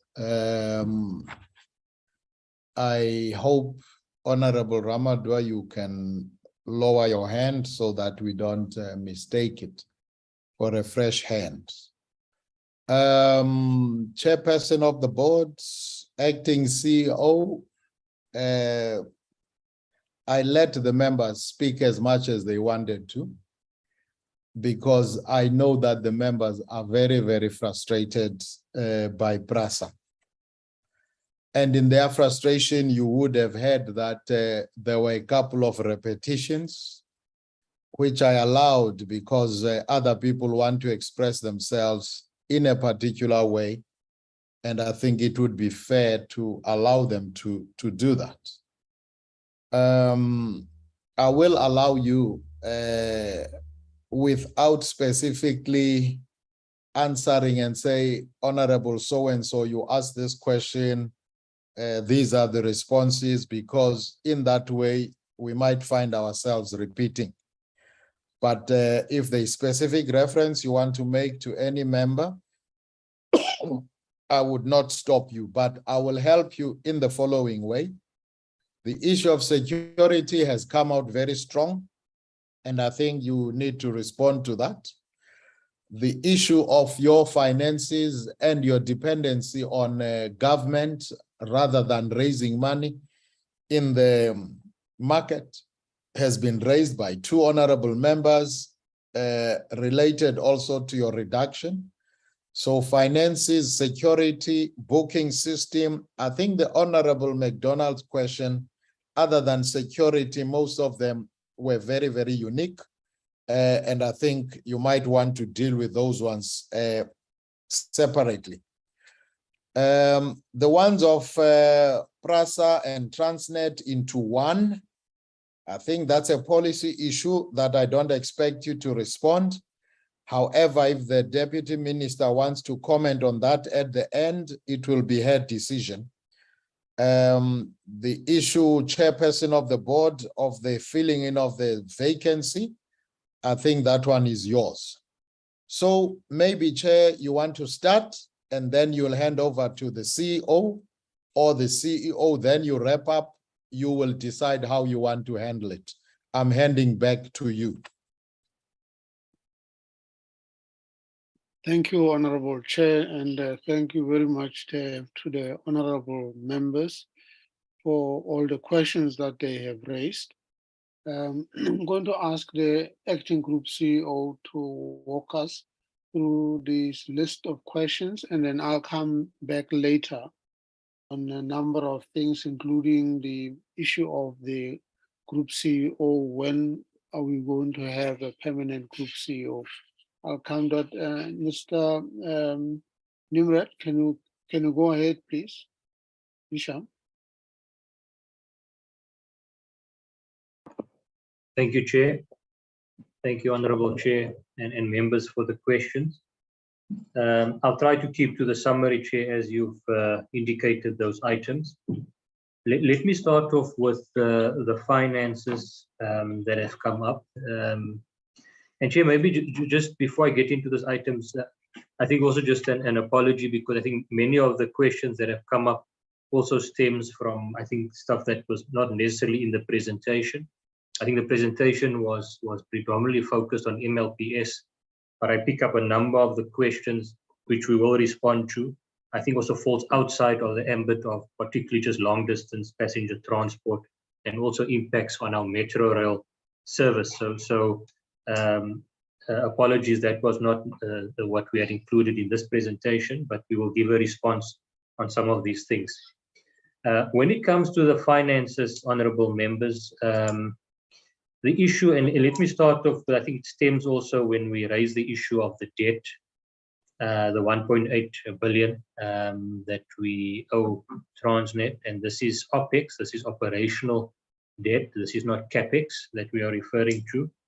And these things, the motivations are there. I think it's clearly indicated in terms of what this is related to, particularly around the access, haulage fees, and so forth that we are dealing with. And at this point in time, PRASA being a Schedule 3B, as per Section 66 of the PFMA, we rely on funding from Treasury, from government, in terms of the fiscus. At this point in time, being a Schedule 3B, we do not raise capital from outside. We are 100% funded from the fiscus, and therefore our submissions via the DOT and Treasury in terms of our funding requirements. The question that came up earlier about what is PRASA doing in terms of a profit or a loss, it seems like we are making a loss. The honourable member is correct, Honourable Shavanga, is that PRASA is making a loss. PRASA, as we stand, is not making a profit. And that is the basis of our submission that have gone through in terms of the financial requirements, speaking at a group level, not only from an MLPS perspective, but if one looks at the limited services that we are running on not only MLPS, but even Metro Rail, we are still recovering corridors. The revenue has dropped significantly. And therefore, looking at the cost of running trains and versus the revenue and the funding that we receive via subsidy, it is not covering the cost to sustain the business at the moment. And that detailed submission, we can have a much more detailed discussion on what we have requested. But in essence, I think as we speak this year, we're already sitting at a loss of 900 million in terms of cash at hand within PRASA. So, Honourable Shavanga, the reality is where we are sitting, and the operational environment we are in, PRASA is operating at a loss at this point in time. And therefore, the recovery, the turnaround plans, as we are speaking to, is critical in terms of turning the situation around. We have indicated, and I know the questions came up about even the cost related to why are we still wanting to run diesel versus electric. The honourable members are correct. Diesel is a more expensive solution. Certainly, when we refer to the de-electrification of the network, and this is a Transnet strategy, that they are de-electrifying many of the sections of the network. PRASA's plan in the short term is to utilize where we've got the diesel locomotives. But when one looks at the future, I fully agree with the members that diesel is not your future solution. That's why I've mentioned earlier, you've got the hydrogen locomotives. That's a new technology. We're looking at electrical multiple units for long distance rail. So as part of the overhaul, the modernization, it's not based on a diesel system. But in the short term, there are these requirements. The reality is that the long distance network owned by Transnet has been impacted by theft and vandalism. Even if we would like to run some of our minimal electrical locomotives, we cannot because of the theft and vandalism experienced by Transnet on the network. So I just want to clarify that the strategy is not that we want to run diesel as our future solution. It's a stopgap, short-term solutions that we need to look at to enable us to run on the network that's been badly impacted by theft and vandalism. The issue around the booking system, and it is correct, we do have challenges from the long distance rail point of view around access to let's call it, to the system, ticketing booking system. At the moment, it is telephonic in the main, and I've just, as the honourable member said, he tried calling the line. I quickly got the team to check the office in Umjanji. We confirm it's just been down this morning. But that system is a system that currently is operational, where through there you make the booking, reference number, and you would collect the tickets based on the reference number. But certainly going forward, as you indicated, the issue around even third-party sales, the website, online ticketing is the route that PRASA wants to roll out as part of this overhaul of the mainline passenger services. So it is certainly acknowledged that there are challenges around the booking system that we have for long distance, the mainline passenger services. The issue around, there was a specific question around some of the services that we run on the train, around the restaurant, the bedding and so forth. At the moment, those are all being provided internal. It is not outsourced at the moment. Like I said, it is a limited service. The Honourable McDonald was correct. Previously, we had BJs as part of the restaurant service provider on the restaurant coaches, but as we speak now, these are internal services that we are providing as part of that. I wanted to clarify, Chair, the issue also around the uptake of the ticket sales. Yes, it is correct. I did focus on the East London, that there's been an uptake. We will give more feedback on the Musina. What we also find, some of this could be linked to our, again, goes back to the issue of our booking system, but we've also found with many of these services, there are also last minute bookings, which tend to be the sort of the norm on some of these services rather than booking away in advance. So, but some of the detail around that we will provide to the committee as time goes on around the uptake on these sales, particularly on the Johannesburg Musina. The issue around, still on technology, is around the high-speed rail. As we've indicated, some of these things we see as the medium to longer term. Many of them is still subject to detailed feasibility and studies that must inform these projects before it gets rolled out. And that is in terms of what we picked up through the national rail policy. The Honourable Chair, there were many questions that were focused around security. And again, I think I will bring in our acting head of security to respond to that. But I wanted to just indicate up front that I think the presentation and why we were highlighting some of the things on the mainline passenger network, 90% of the network is owned by Transnet. Again, there's the coordination, alignment with Transnet on their security side that is required. The issue around the security plans on our metro and the progress around that, my colleague Alex will speak to that in terms of what we have done there and some of the success that we have already achieved on the metro corridors by the deployment of the security interventions that we have rolled out. And then, Chair, after the security, we will hand back to the Chair of the PRASA board to deal with the item, the filling of vacancies. Thank you very much, Acting CEO. Let's hear the Acting Head of Security. I think you said it's acting. Let's hear from him or her, and then we will see if we have covered everything. Good morning, Chair, honorable members, Deputy Minister, the Director General, and colleagues from department as well as PRASA itself. I think it's important to note the steps that PRASA Security has taken specifically in the past year.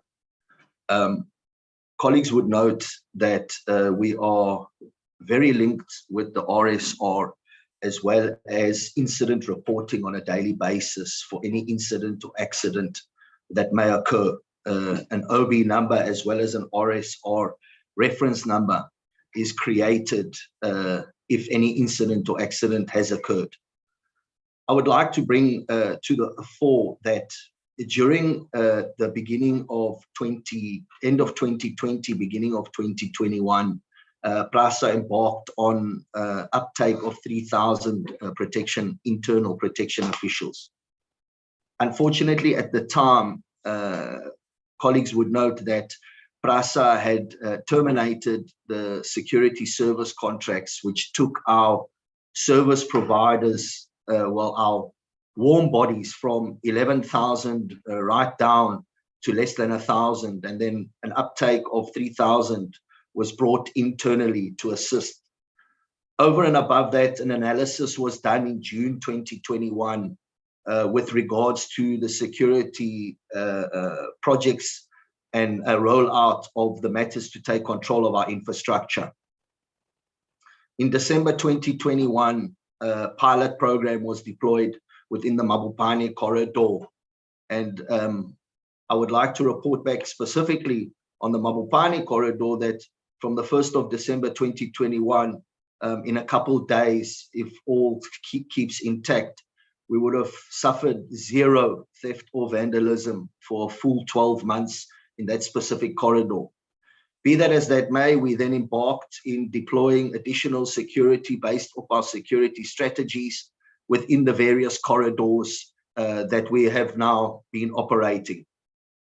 Over and above that, we have been looking at the risk assessments and all the necessary additional issues that are faced, whether it was from taxi industry or whether it is from protesting in order to disrupt services. I'm happy to report back that from June 2021, where we would be facing approximately 470 incidents or accidents, which range from assets, passengers, injuries, and fatalities, we are able to reduce that number by almost 70%, bringing our number down to less than 60 per month. Our successes in terms of the deployments have also included fair revenue, where on Fridays, a specific task team is deployed within the trains for fair revenue collection to increase the revenue. I would also like to confirm that each train and every trip has onboard security deployed, not only in the trains, but security deployed on the necessary platforms as well as in between the stations itself. I can confirm that PRASA currently, in terms of our deployments, we are sitting at 7,000 security officials deployed specifically to do jobs. And I can also confirm that on the 1st of November, a specific intervention unit was deployed on the Cape Town Central Line that has now brought back contractors, and it's providing some great results with no incidents or any accidents occurring from the 1st of November up until now. It's quite correct that we do have a relationship with the railway police, as well as joining a forum which has been created by state-owned entities such as Transnet, Eskom, Telkom, and ourselves. The committee is called the ESCI Committee, which is the Economic Sabotage of Critical Infrastructure, so that the assistance not to work necessarily in silos as a state-owned entity, but a lot of the times our assets will overlap each other. So bringing the support to the necessary other state-owned entities as well as ourselves. Our group CEO is well correct in saying specifically when we're looking at our mainline passenger services, our trains that run on the MLPS is guarded by the infrastructure is guarded by Transnet.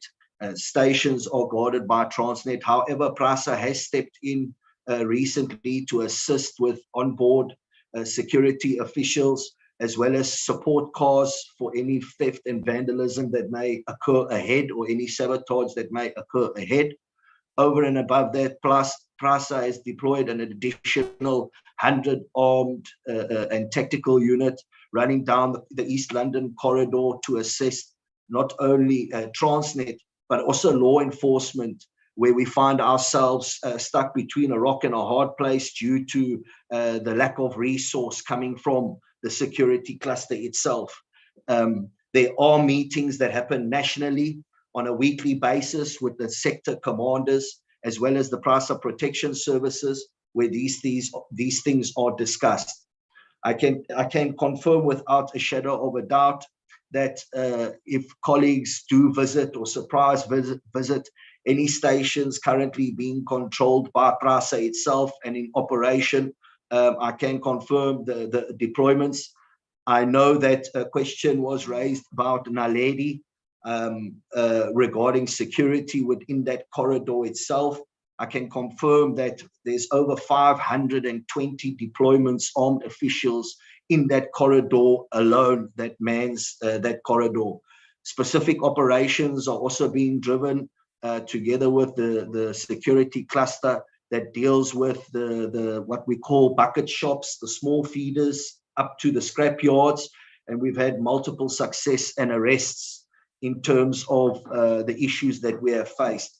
But generally, in terms of PRASA and its operating security model, specifically within the metros, and one would see, because it is documented, as I said, via the necessary RSR reference numbers and incidents and accidents that have occurred. And I can confirm that our security in terms of PRASA has reduced down in an approximately 70% in theft and vandalism.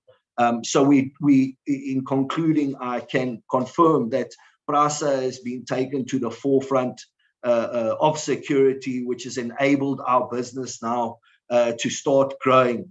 I can also raise the fact of areas whereby people might be sneaking onto the trains.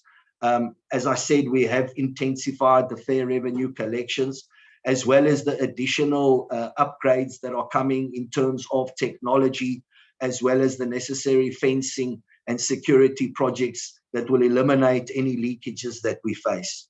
I'd like to leave it at that. Thank you, Chair, and thank you, colleagues. Thank you very much for those many confirmations. We'll check later if the members agree. Chair of the board, you wanted to pick up some loose ends there and wrap up this portion. You may go ahead. Oh, thank you very much, Honorable Chair and honorable members. The one specific question that which is, I think, proper that I answer it, is the vacancy, particularly the Group CEO, GCO. This one is acting. I think I must say, Honorable Chair, that as you can remember, we did report to the committee that we have since appointed the Group CEO, but obviously it turned out that it was not necessarily going to be a permanent, given the challenges that we had. So we had basically ended that kind of relationship. And then, of course, we have now advertised for the Group CEO. And that process, it is our view as a board that we should be able to finalize this matter in the calendar year. This is 2022. There is going to be interview. We've already done one part of the interviews before, and now there's going to be another second round of interview that is going to take place before the end of November. so that we are able to say or to confirm that we now have found a appropriate person to drive to become the group CEO of PRASA. So I must also say, Honorable Chair, that we are still in court with the group CEO that we ended the relationship or the employment relationship with him. So we're still in court around the issues that he has raised, and he went to court or labor court for that. So we will basically deal with that, but we're not going to be stopped from appointing a group CEO. It's going to happen because it must happen. Chair, the last thing I think I must just say that members, the questions that they've raised, quite an important questions about that, and I think we will keep talking to the committee. The reality is, after the lockdown, level 5 lockdown, and when we took over in the end of October 2020, the rail system was basically vandalized completely. There were some places where you don't even have the rail on there because they've been cut out and they've been taken because of the security issues that I think Alex has already spoken to. And I think we also did take the committee on confidence when they did the oversight. Who fired the security, that question. We did answer that question to say it was a matter, unfortunate matter of firing security without alternative. This is why we ended up with the system that has just been ripped off completely. But for now, Honorable Chair, we can safely say that we have returned number of corridors, but obviously the returning those corridors has not yet seen the results in terms of the fare that we are raising in terms of the ticket sale, because we still don't have sufficient numbers on the committee numbers in order to raise the money that is a kind of income. I do know that Honorable Mabena did raise number of issues, including what happened. Why did the organization collapse?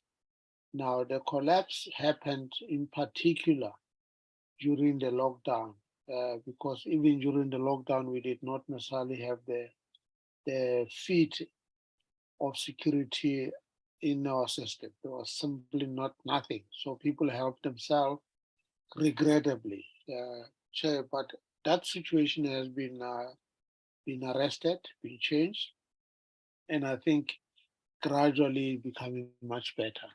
Thank you, Honorable Magna. I thought it was important that we capture this and just tie that one around to why did the system collapse. Thank you very much, Chair, Honorable Chair. Thank you very much, Chair, and to your team. I want to ask colleagues if they've got follow-ups and if we could keep them very, very brief. But I think we need to make the following observation, really, Chairperson of the board.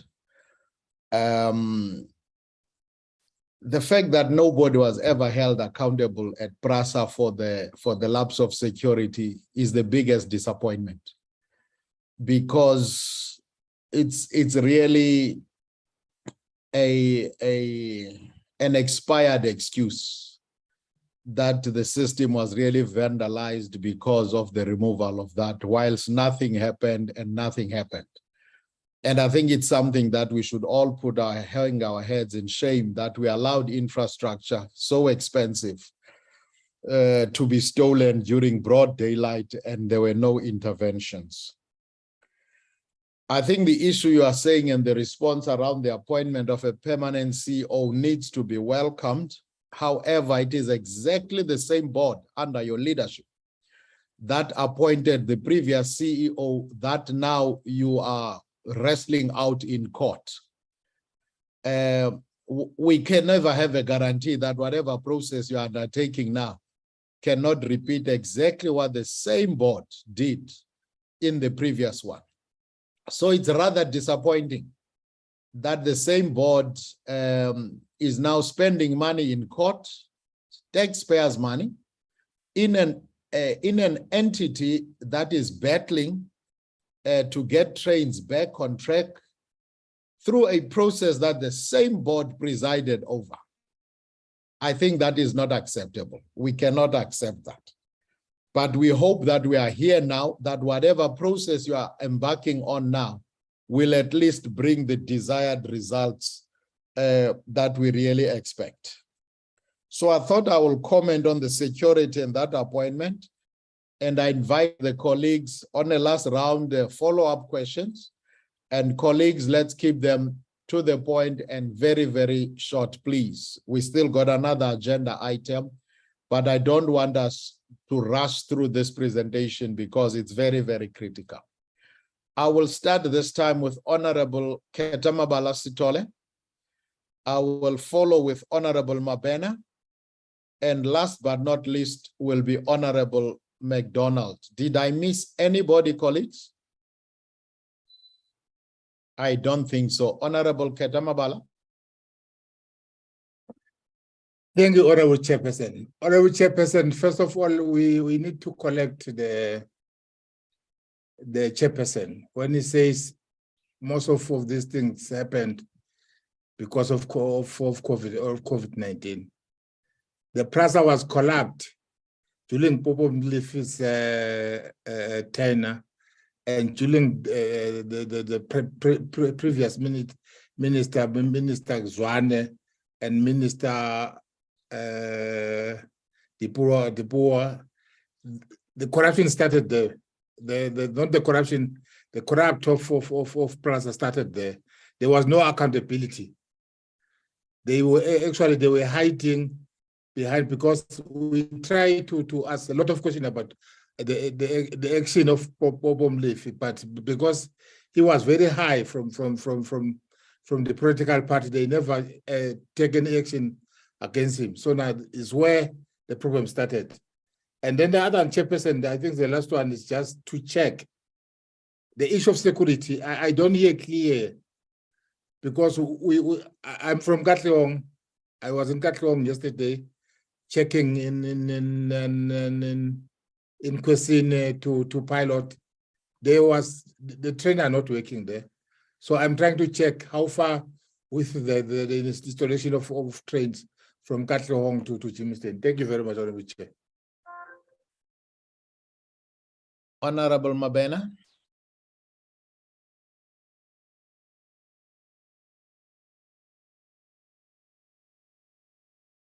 Just unmute yourself, please, colleague.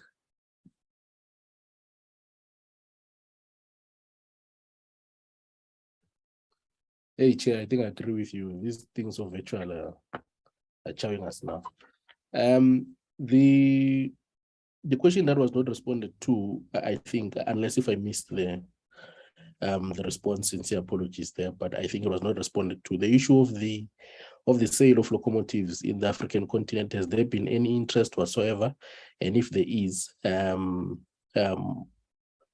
what is the nature of that interest? And has there been any sale whatsoever to any of our sister countries in the African continent? And then also, I asked in terms of the issue of the incorrect utilization of your staff members. There was some sort of an attempt by the security person which you were speaking here, which was speaking on that, but they was only speaking on the issue of security. Now I was asking broadly in terms of the organization, in terms of the corporate organogram as well, because if you are saying that you are incorrectly utilizing your staff, what are you actually saying? And then in terms of you being in a position to leverage the tourism sector, I think the acting CEO, we have not adequately responded to the question. I think maybe you can perhaps maybe assist us further as far as that is concerned. Thank you so much, Chair. Thank you, Honorable McDonald. Thank you, Chair. Thank you for a second bite at the apple. And I really appreciate it, Chair. I think all of us just want to see that taxpayers' money is being utilized properly and that ordinary citizens of South Africa can use these facilities. Chairperson, I think the board CEO, the board chairperson was disingenuous when he blamed most of the destruction to COVID, during the COVID period. Prior to the COVID period, between 2009 and prior to the COVID period, in that year before the COVID, the passenger numbers were only 100,000. In 2009, the passengers were about 3.5 million. That gives you that they have lost 99.8% of their passengers prior to COVID. So it's generally disingenuous of the board to accept that we must accept that that all of a sudden that there's no passengers because of COVID. It's not true. They've lost over the years a continuous decline, and as a matter of fact, all the infrastructure was getting to the point that it was getting destroyed even before COVID. Blaming everything on COVID does not wash anymore. On the security side, Chairperson, now I'm going to wrap up very quickly. The gentleman that made the presentation on security said there's 7,000 plus security officers, but there's more than 11,000 critical security points in the country. There's no security on the stations. People are literally living in the stations. In Cape Town and Johannesburg, PRASA is doing absolutely nothing about it. At Acacia Park, where next to the government village is a PRASA station.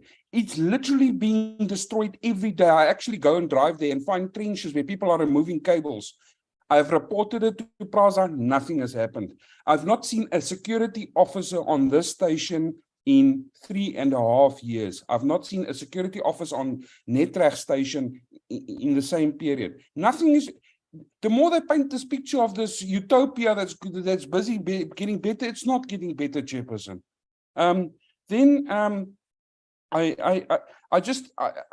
We need to secure and to protect our infrastructure. If we don't do that, nothing's going to happen, Chairperson. And I just want to make this is the last comment, and I'm done. Why can't we refurbish our current coaches? Make them nice. We don't have to modernize them. We can just get them nice and fixed and use them. Why do we always have to buy new things and so that it can go out to tenders and somebody can charge more money? Why can't we just fix the things that we have and give a service to the people of South Africa that we can be proud of? I am so disappointed in myself as a member of parliament when I look at the state of PRASA. I thank you, Chairperson.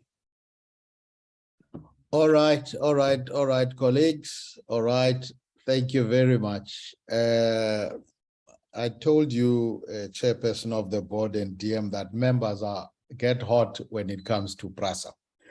But I think we will help each other to get there. The issue of security, I think, so much has been spoken, has been responded to.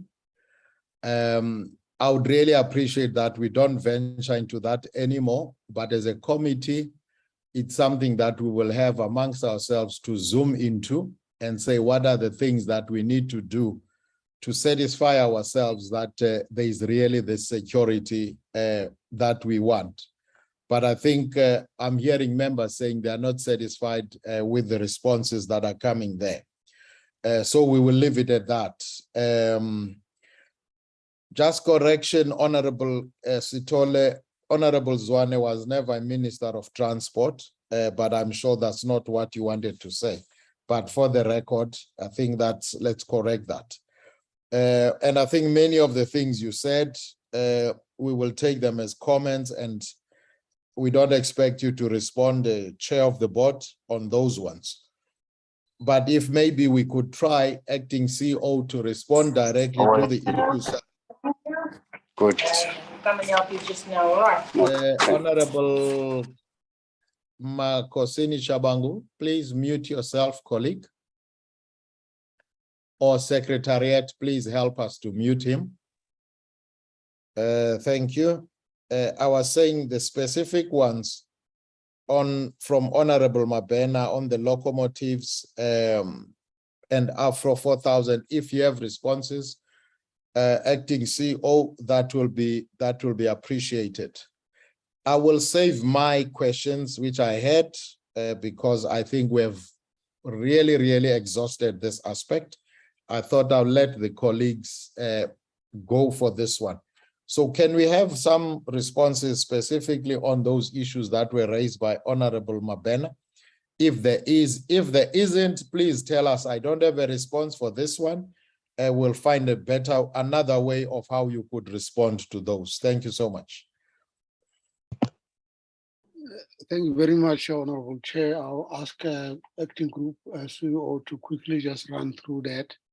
And then, of course, the Deputy Minister still has to talk. Thank you, Honorable Chair. And just on those specific questions, Honorable Keta Mabaya, in terms of Katlehong to Germiston,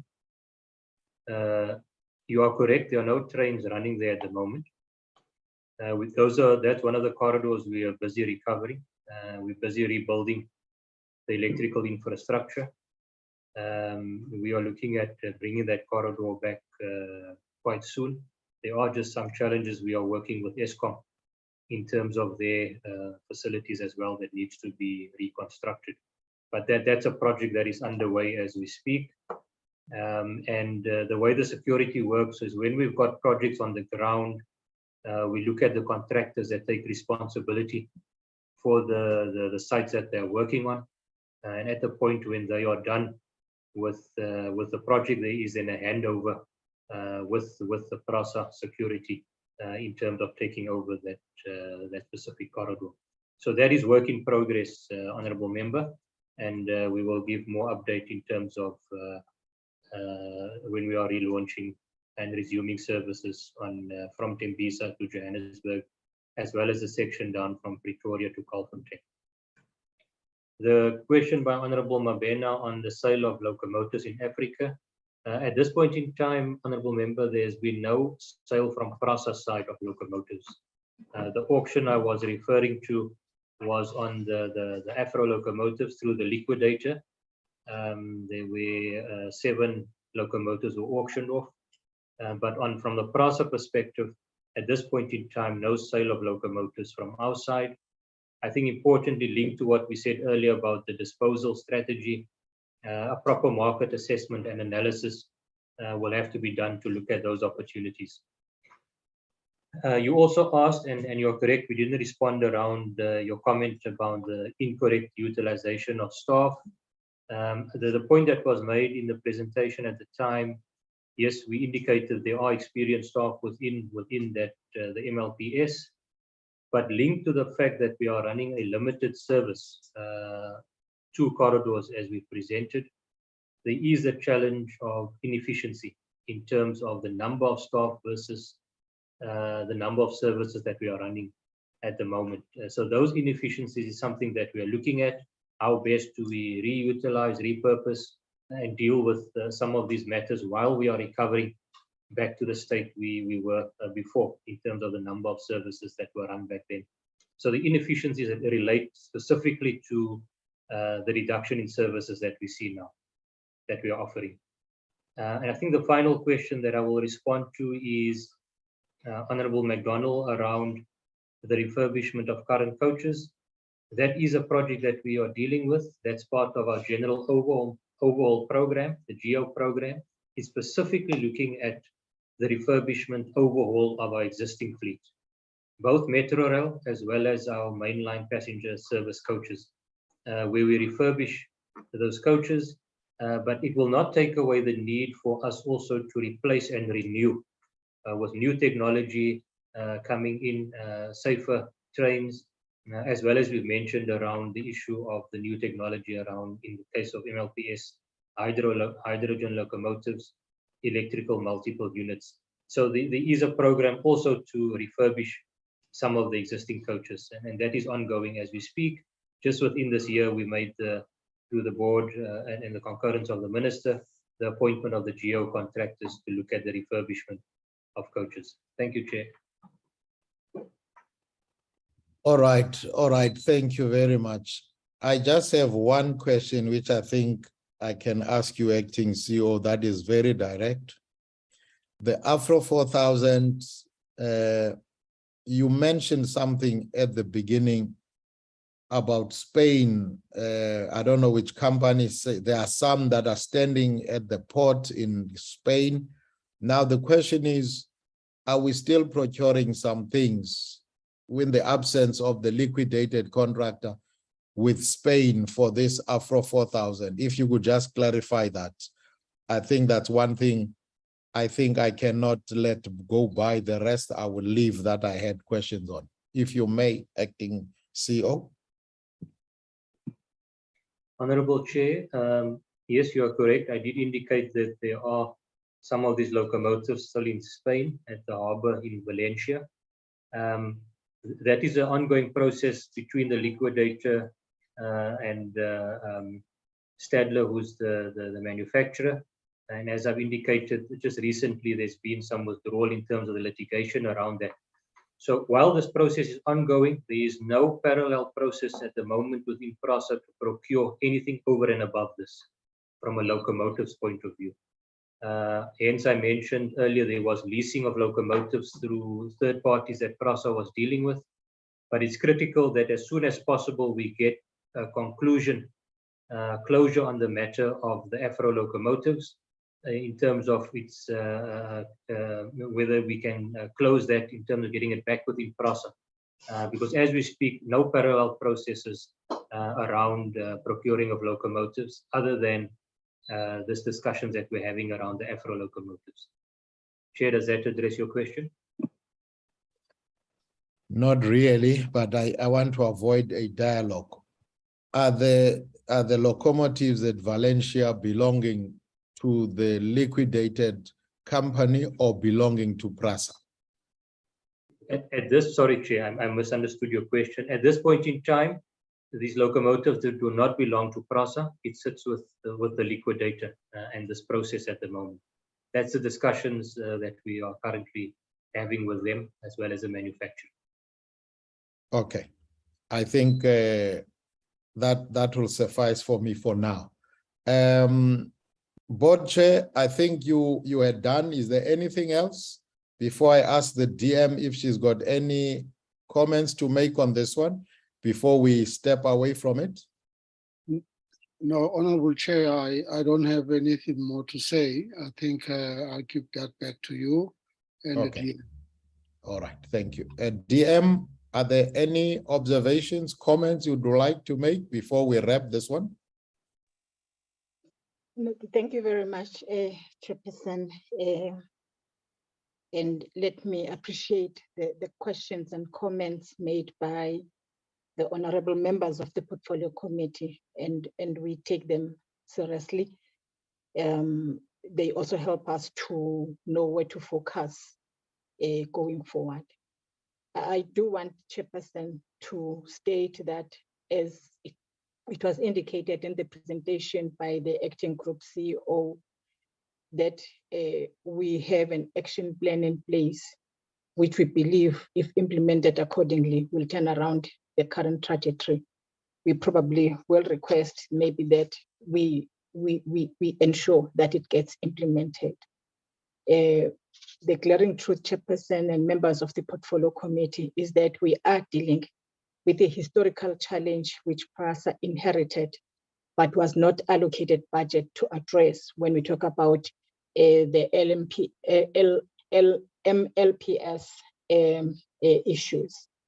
And we are trying to deal with that. I just want, Chair, to also assure the committee that as the Ministry of Transport, together with our state-owned entities, we are trying our level best to ensure that service delivery is actually, it does take place. And the challenges that are facing some of our state-owned companies, particularly PRASA, they indeed are our priority. And we do believe that on some of our interventions, we are beginning to see some improvement. It may not be that noticeable because we started from a very low base, but we think we're getting there. And the appointment of the security officers testify to that. It could be that for now, we're not seeing the difference. However, we believe that going forward, we will be seeing some difference. I just want Chairperson maybe to say something about the challenges, as probably the Honorable Member Kitamabala raised, that they started during Minister Tipo's time and Minister Zwane. And I think you've covered that to say Minister Zwane was never the Minister of Transport ever. Yes, there was Minister Joe Maswanganyi, and probably he wanted to refer to him. But honestly speaking, the challenges of rail services in South Africa, if we look into the history, they date back to the 1980s, particularly 1987, when the government of apartheid appointed de Villiers and established a de Villiers Commission to decide on whether it is necessary for them to continue to invest on rail services or not. And that commission came up with the findings that it was not necessary for the apartheid government to invest on rail services, to the extent that by early 90s, from something like 6 billion rand that was being allocated by the apartheid government to rail services, it has actually gone down to something like 600 million rand because they took that advice and the findings of the commission as the findings. At the same time, the apartheid government deregulated the transportation of goods on the road. And of course, at the time, we also saw the number of taxis coming on board because everything could then happen because the trains, there was no investment on locomotives, that is the low rolling stock, no investment on rail infrastructure, no investment on signaling. So when the democratic government took over, the state of our rail services already was very poor. And the democratic government did not immediately realize that they've got to actually change and probably implement and invest on rail services. It took longer for the democratic government to look to see the need of investing on that. So I just want to say that the history of railway services is important, that we know it and also we interpret it, honestly speaking. So we are dealing at this moment with a long challenge that has been there for quite some time. But I also agree, Chairperson, as the democratic government and the Department of Transport, we could have done better, and we are trying our best to do better. I just want to say that, Chairperson. And I thank the honorable members for the question, really, and the comments that they have made. And your questions, Chairperson, we take them seriously. We'll be looking into that as the Department of Transport. Thank you very much. Thank you very much, Honorable Deputy Minister, for those comments. I think in wrapping this very important discussion, which took quite long, but I think for all the good reasons, honorable members, I think a couple of things that I think we need to follow up on as I've been listening to you. The issue of security, I think it's something that we really need to zoom into. We must find a way of how do we get closer in terms of our oversight role to look at this. The second issue that I'm picking up from you colleagues as a help to say it shouldn't end here, that we've listened and it ends here. We must actively be able to do our oversight going forward. The issue of the Afro 4000s that are sitting in Spain in the liquidator. PRASA trying to get them, trying to resuscitate these things. I think it's something that we need to apply our minds to and be able to follow through.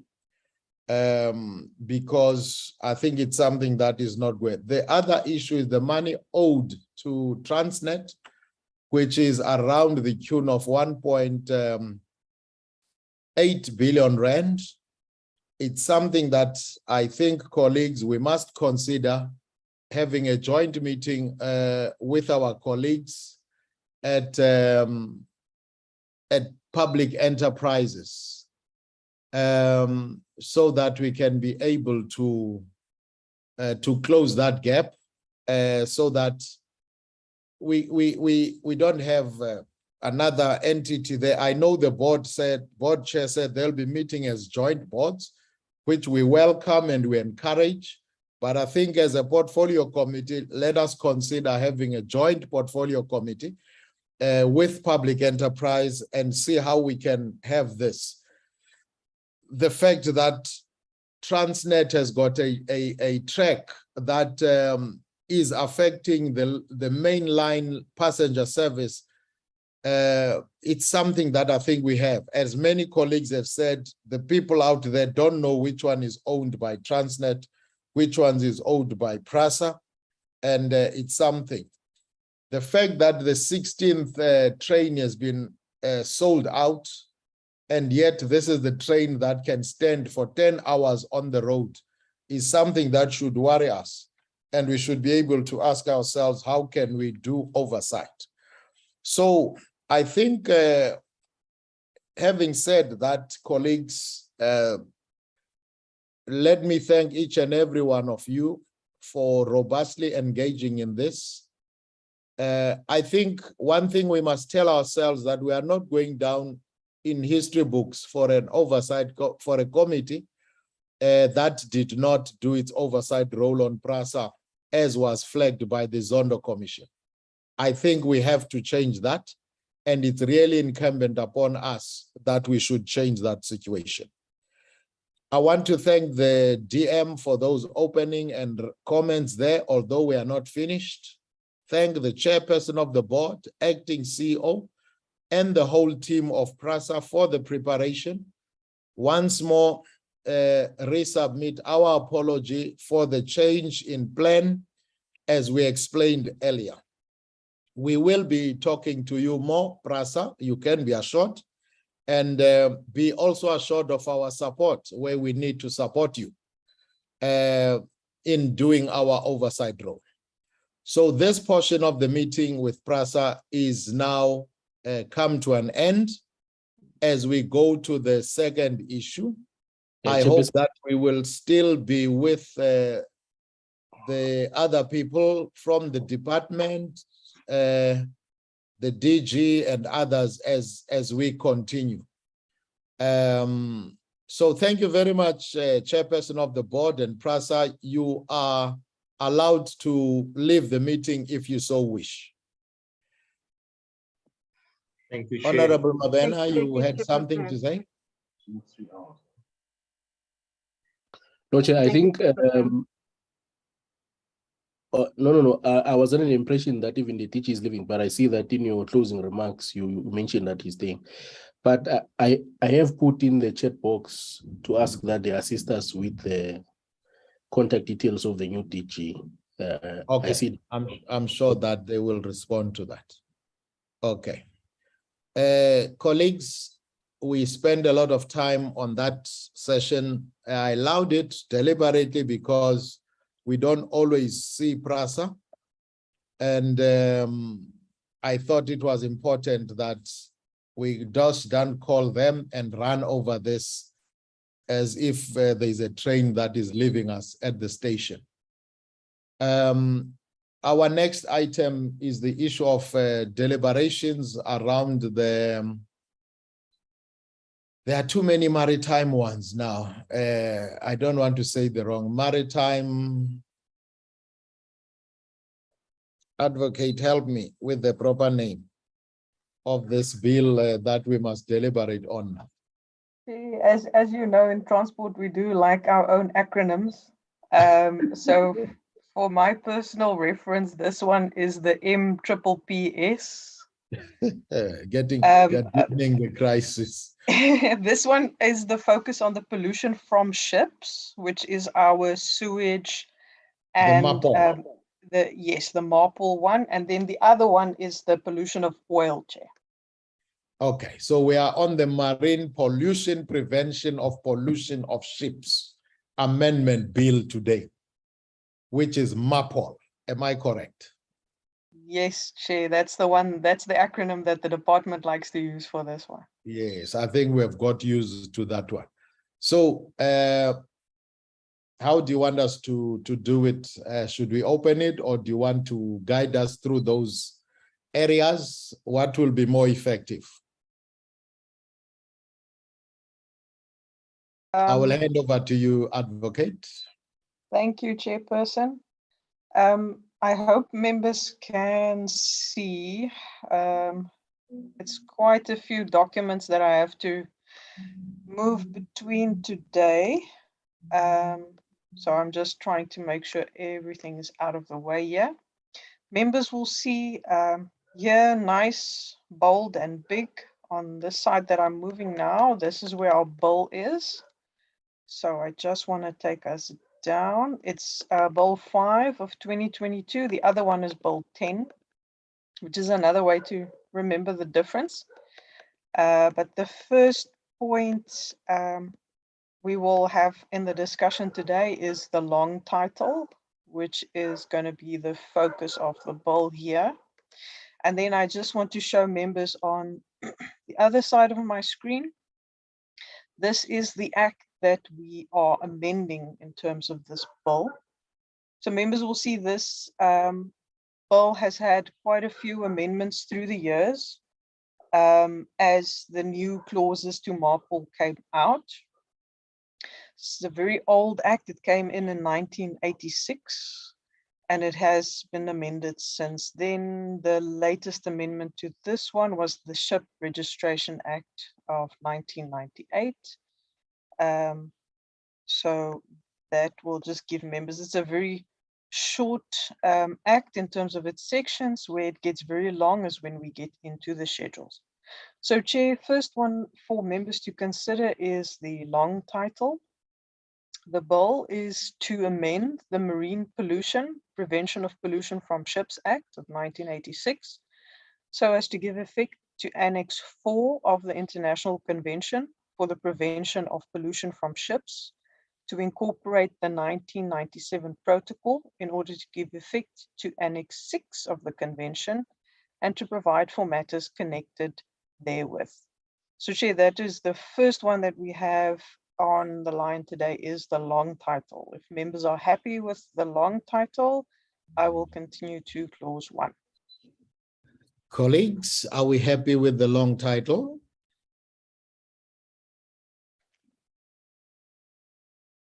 Can I hear some voice saying yes, so that I don't talk alone? Chairperson, I support the long title. Thank you very much.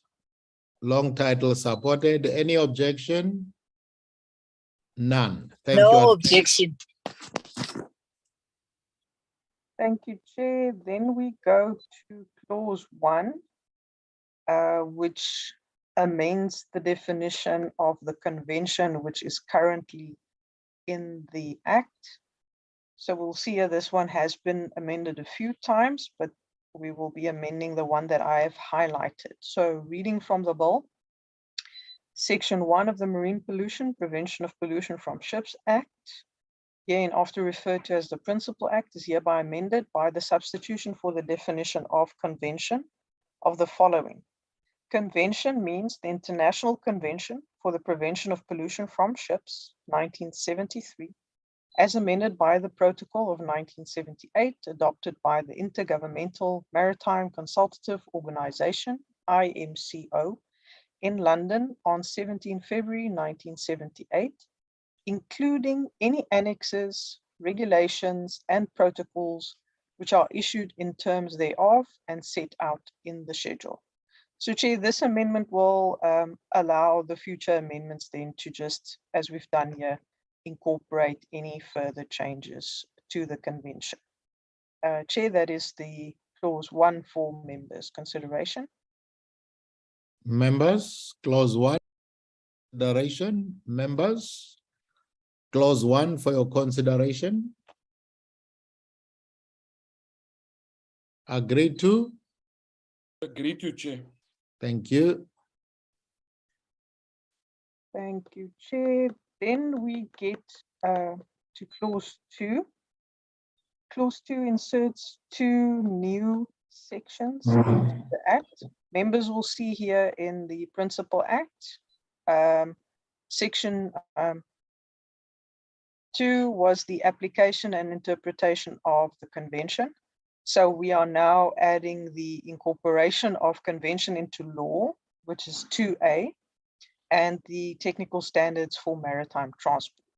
So the bill proposes the following additions to the Principal Act: incorporation of convention into law, 2 capital A, sub 1, subject to the provisions of this Act, the convention has the force of law in the Republic. Sub 2, the minister shall, as soon as practical, after the entry into force for the Republic of any amendment to the convention, amend the schedule by notice in the Gazette to reflect such amendment. Then 2B, technical standards for maritime transport. The authority may issue technical standards for marine pollution from ships on such matters as may be prescribed by regulation. And sub 2, a technical standard shall have the force of law. So Chair, that is clause 2 for members' consideration. Colleagues, clause 2 for your consideration. Agreed? Yes, agreed to. Thank you. Agreed to, Chairperson. Thank you, Honorable. Let's continue, Advocate. Okay, I see Mr. Sitole raised his hand. Okay, I might have missed it. Thank you. Honorable Sitole. Thank you, Honorable Chairperson, and thank you to the presenter. I'm trying to check. It's they say the minister shall. I'm trying to check shall or may or must.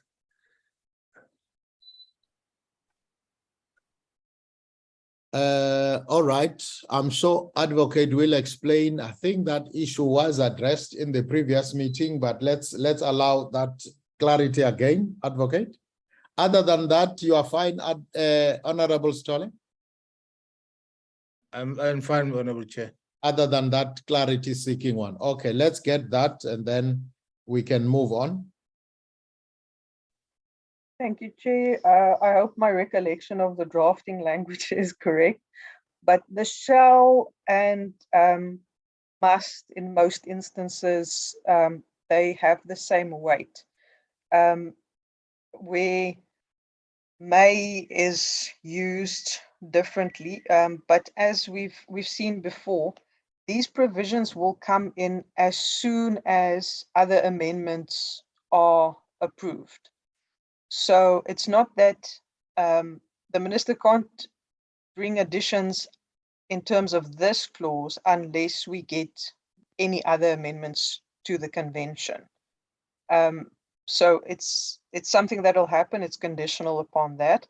But once we do get the amendments and Parliament processes it and agrees to it, as members have done with past conventions, then the minister will have to do his additions in terms of the Gazette to show these amendments. The same here for the authority, but this one is different now. The authority may. So it is when there's a need to bring in these new technical standards or amend them, then the authority has the opportunity to do so. And then we've got a different reading here of shall again, is that this just means that the technical standard, once regulated, has force of law. So that shall is that this will happen. It's not an option. So there's a different way of reading it. I know it does make things a bit difficult because members have become used to the may and must. But as far as I understand it, the shall and must will be the same connotation, Chair. I don't know if the legal eagles, the drafters, want to explain, No, but that's how I understand. Let me be the legal eagle here. If you look at the heading there, Honorable Kedema, it says incorporation of convention into law. So if you remember when the department came to us, they said, we are actually domesticating what the international convention being MAPOL is into our local legislation. So basically whatever would have done, the minister will have to do what it is. So I think it's in that line that the minister shall, as soon as practicable, after the entry into force into the rabbit. Now you cannot say he may, because we have already accepted or signed this international convention. So I think that clarity, that advocate you have made should suffice. Are we cool, Vanagit? Invite, I'm not cool. I agree. I know. You see the shall of the minister and the other shall of the technical standard. We cannot say shall there and then again on the minister we say shall. Okay, I thought it was straight. Let me not assume. Let's maybe ask, as advocate was saying, Ubabu Tekana to assist us here. But before he does that, DG, I know you are still in the meeting. However, I think that this is more of a committee internal process to deliberate. The department had already responded.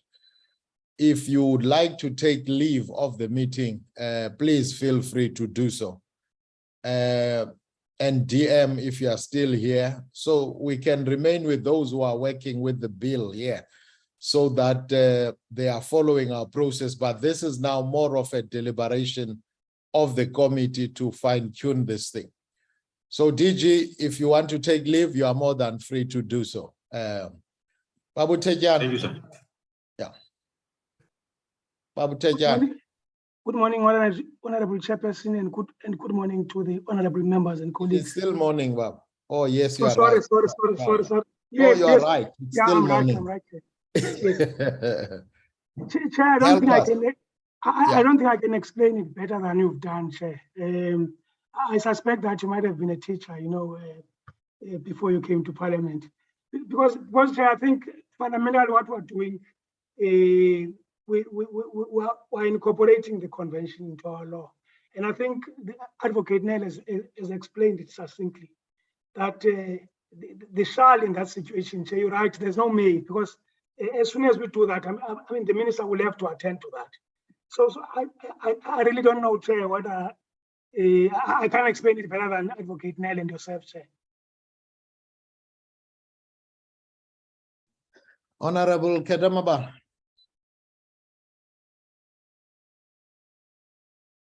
Honorable Stall. I'm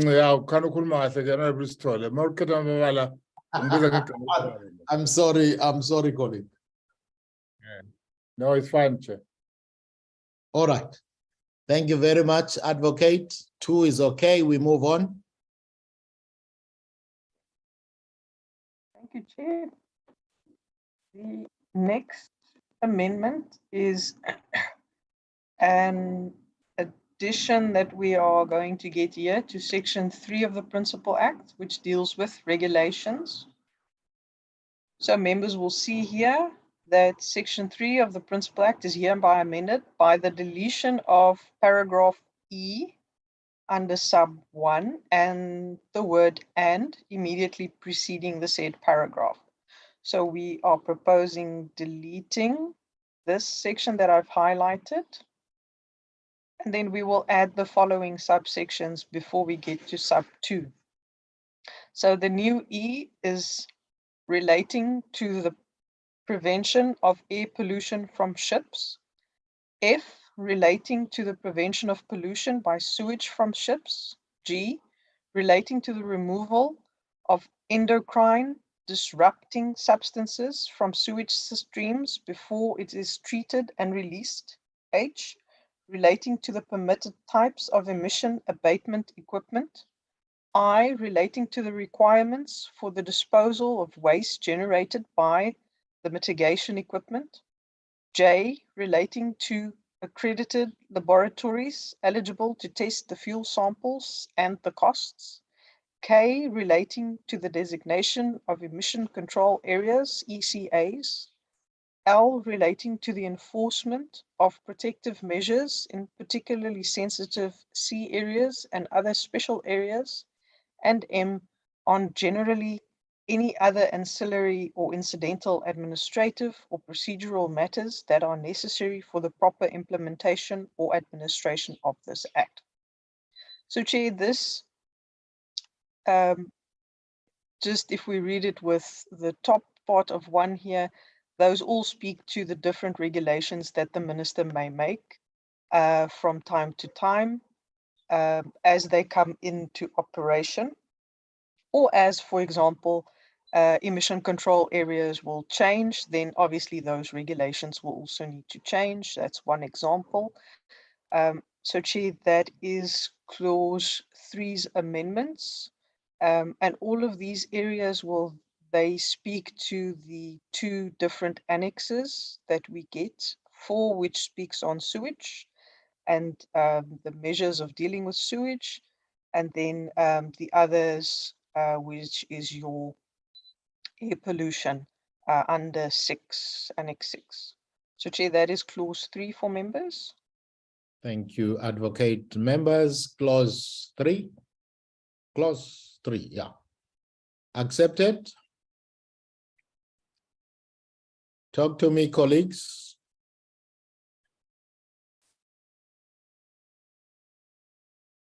Colleagues, am I alone with Advocate? Accepted, Chair. Thank you. Let's continue, Advocate. Thank you, Chair. Clause 4 is where we will get some of our first comments. Clause 4 is the increase in the fines and the possible sentence periods that can come in. So it is an amendment here to sub 4. So 3 capital A, sub 4. Just to show members, this is what the old provisions were that I've highlighted, and then the bill proposes this to change to any person convicted of an offence under subsection 1 shall be liable to a fine not exceeding 10 million rand or to imprisonment for a period not exceeding 10 years or to such fine as well as such imprisonment. And when we look at the notes, we'll see here that there were submissions made by Suncorp on slide 8. So I have to try and bring this up for members here. The department noted the comment there. It's just that Suncorp welcomes this proposed amendment. And then we have comments from Natural Justice, that's on slide 14 to 15, where they've also indicated the increase and that they've indicated that the cap should be raised further or eliminated outright. And then the department indicated that this should be fine for the contravention and in addition all cleanup costs, but within the limits of liabilities provided in the convention, as well as in the OPRC bill that is before the committee. That is the oil pollution one. And then each offense constitutes a fine, and in some instances it may not apply if a vessel has suffered damage and keeps polluting daily due to the initial incident. So those are the the comments that we have linked to this changes on clause 4 for members. Thank you, Chair. Thank you, Advocate. Members, clause 4.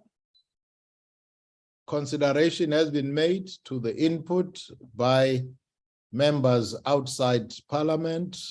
Are we agreed? Agreed, sir. Thank you. Let's move, Advocate. Thank you, Chair. Then clause 5 introduces a new section, which is 3B. Members will see here in the bill, it was 3A and then it went to 4, which is jurisdiction. So the new 3B per the bill proposes the following powers of the minister. The minister may appoint an advisory committee to advise him or her in regard to any particular matter dealt with by this act. B, conclude a cooperative agreement with other states. C, delegate or assign a duty to any official of the department in regard to any matter dealt with by this act, with the exception of the power to make regulations and the powers contemplated in paragraphs A and B of this section. So, Chair, then if we look at the comments for clause 5, again, we had a few there. We had Sandkop on slide 8. So we see here that the department welcomed the comment and said that it should be considered for inclusion in regulations. So we'll see a Sandkop saying that they welcome the inclusion, but recommend that any such committee has clear terms of reference to follow, has balanced representation, and that individuals are appointed based on their expertise on the matter in question. And then if we look at the comments from Natural Justice, which is on slide 16. Here, Natural Justice indicated that to reduce marine pollution, all government departments must work together and coordinate. Municipal departments adjacent to the coastal areas should oversee much of the oversight, and the department must coordinate and collaborate with other government agencies. Similarly, they must collaborate and coordinate with coastal municipalities. Then we see the department's response is that the bill may be complex to provide for such cooperative mechanisms as opposed to the cooperation mechanism proposed in the preparedness response and cooperation bill. Then we see the Western Cape comments are on slide 25.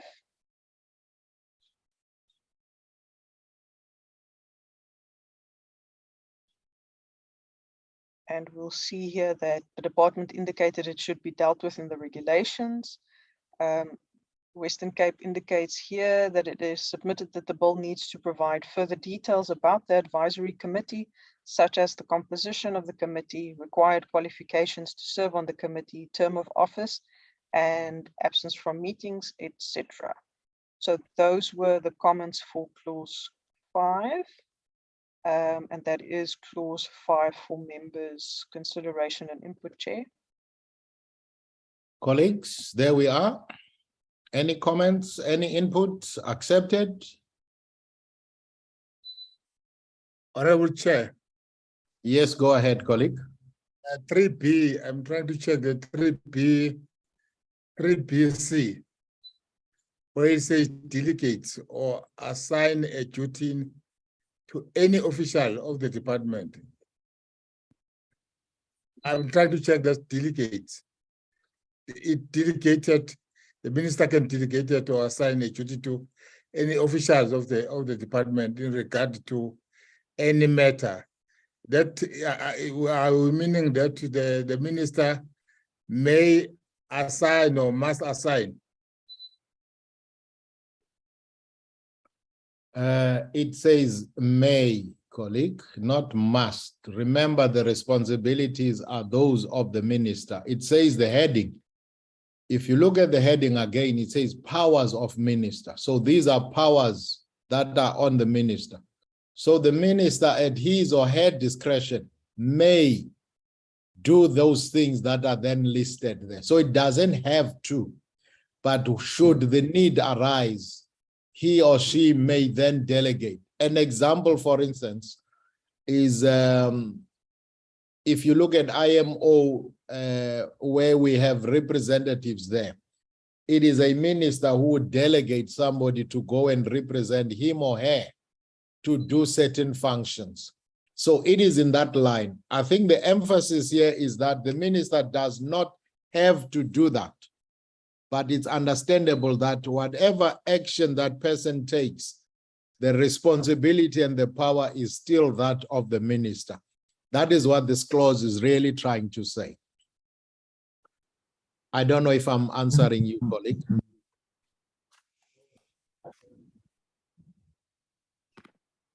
Honorable Sitole, am I answering you?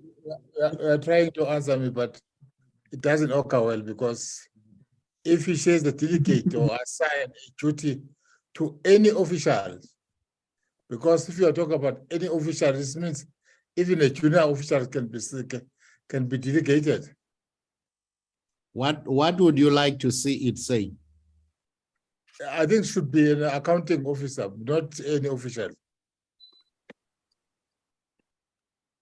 So you wanted to say the minister may delegate or assign a duty to any official of the department. Remember, any official includes the accounting officer. Let me hear the legal minds.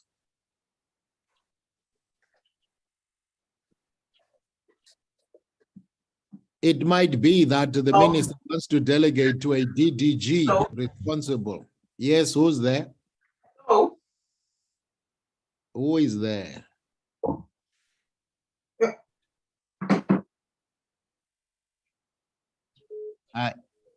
Somebody wants to talk, but I can't see who that person is.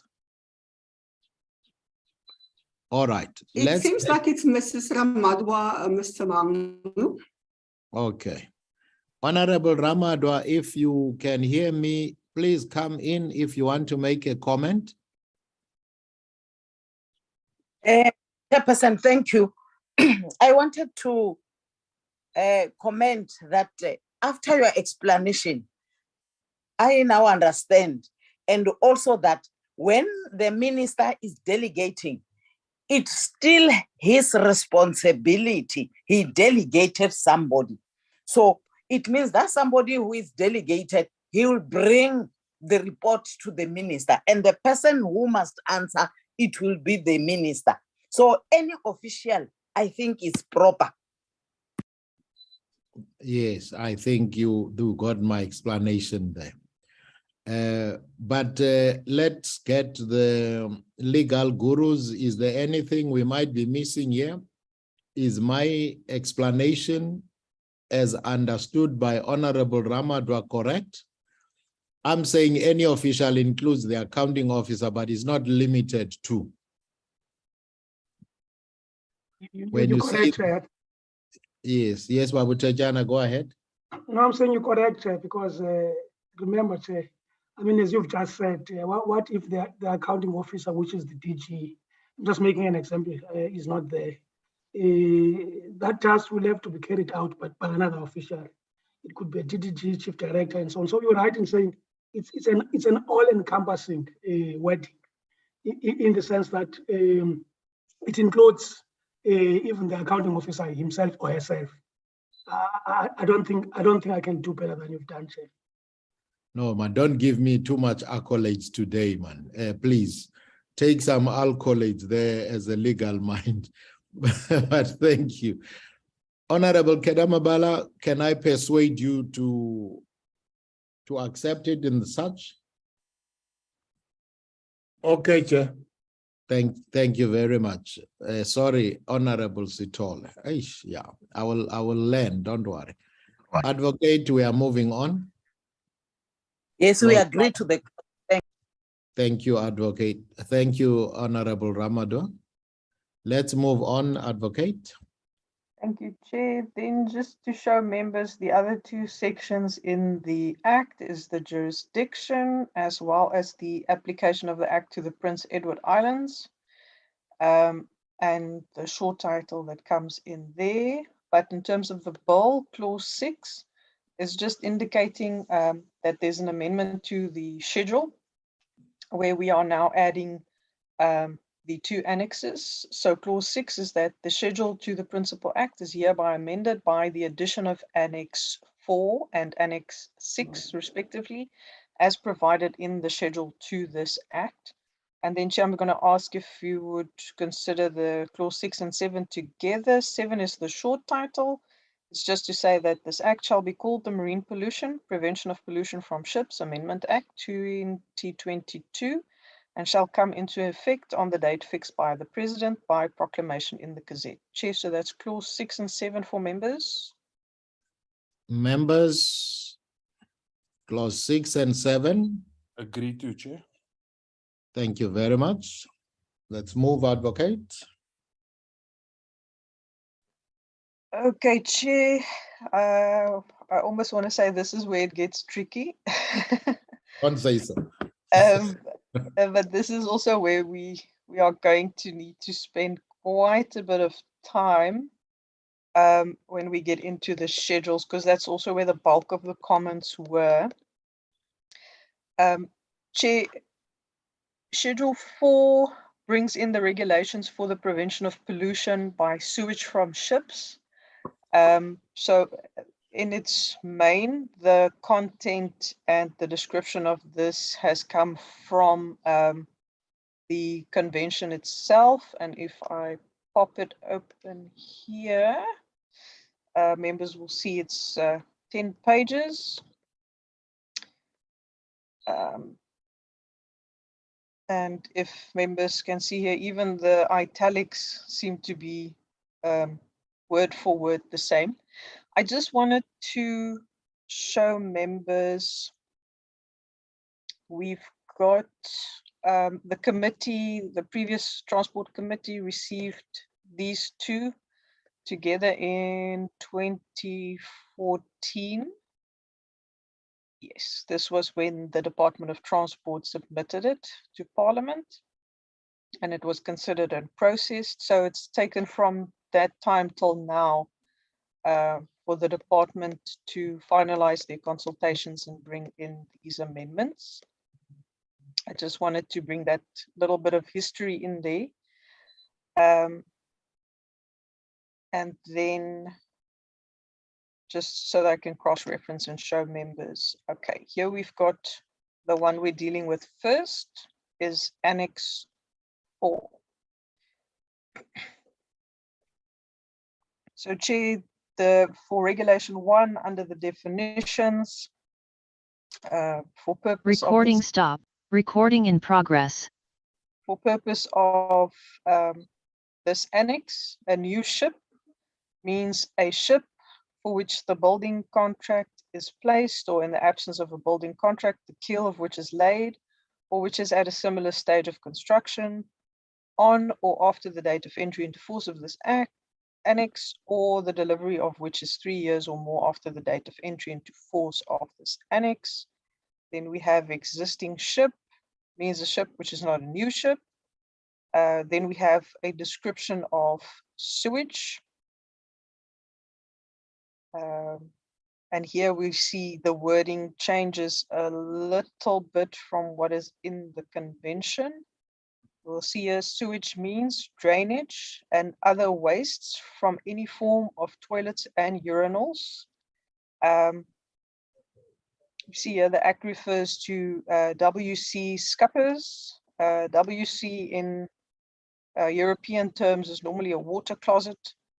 We do not refer to our wet rooms or bathrooms in South Africa as water closets.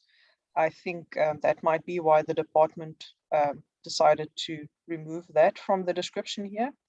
Then B, drainage from medical premises, such as your dispensaries or sick bay, via wash basins, wash tubs, and scuppers located in such premises. C, drainage from space containing living animals, or spaces containing living animals, or D, other wastewaters when mixed with drainages defined above.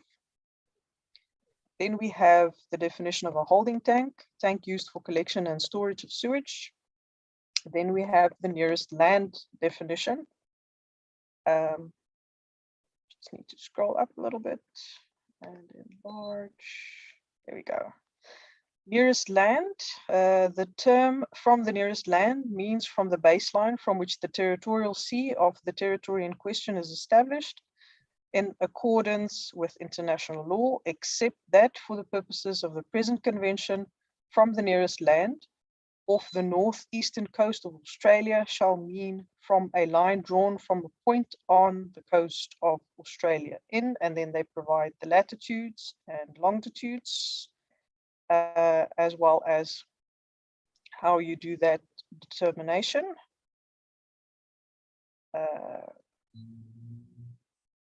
Then we get some additional definitions in here, which was not in this old convention. This copy that I have might be a bit old, so this might be why these definitions differ.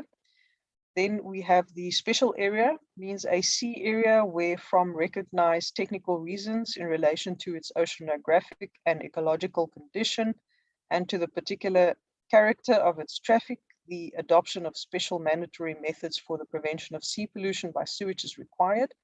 Special areas are A, the Baltic Sea area, as defined in Annex 1, B, any other sea area designated by the organization in accordance with criteria and procedures for designation of special areas with respect to prevention of pollution by sewage from ships.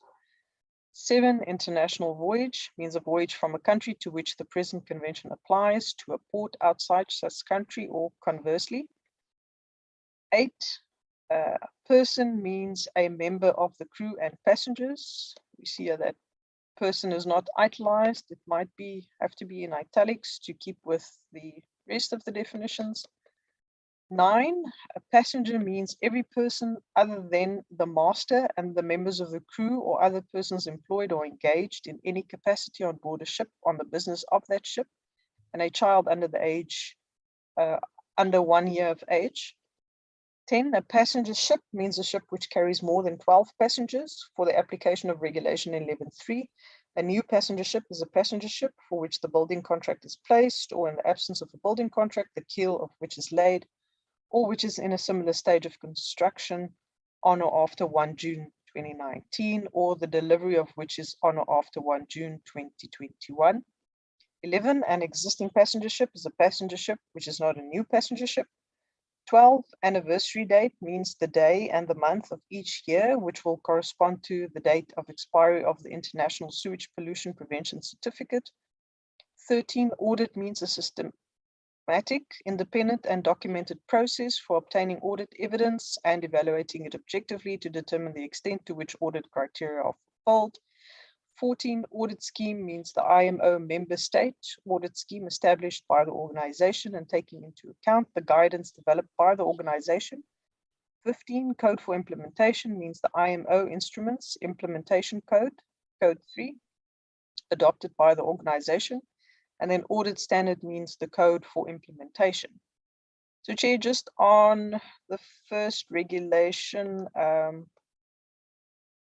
we have quite a few inputs by the different organizations, but the first of these do relate to the tonnage by RESA, then the inclusion of noise pollution, then the reporting of compliance, and then on SANCOB's comments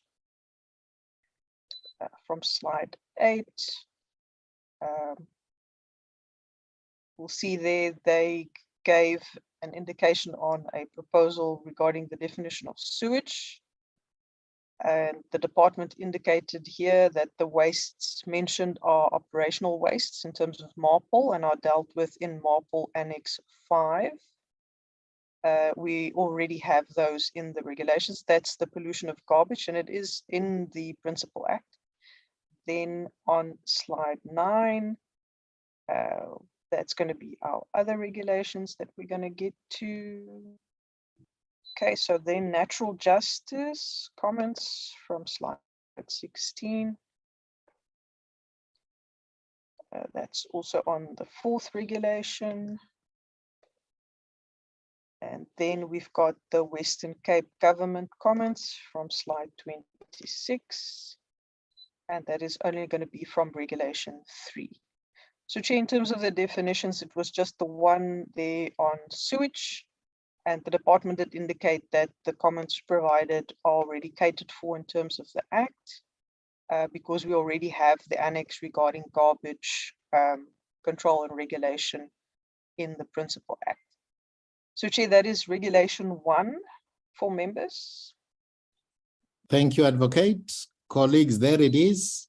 Other than that garbage issue and that WC issue that is excluded from the original MAPOL things, looks like all of others are straightforward.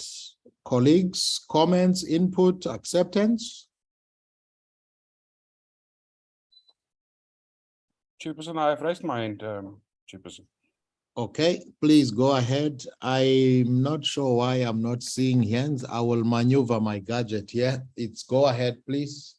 Thank you, Chairperson. Chairperson, I'm nearly 100% sure I'm fine with those things. I just think that we need to, where it says WC and scuppers in the original from MARPOL, I think we must add, instead of the WC scupper, we have to put toilet scupper or some similar to that, because scupper, it's used on many ships. It's actually just a if you flush the toilet, it runs straight into the ocean. It's like just a hole in the hull. The definition of scupper is an opening in the sidewall of a vessel or an open airstyle which allows water to drain instead of pooling. I think we do need to have that in there in some way, maybe just the word scupper or scuppers.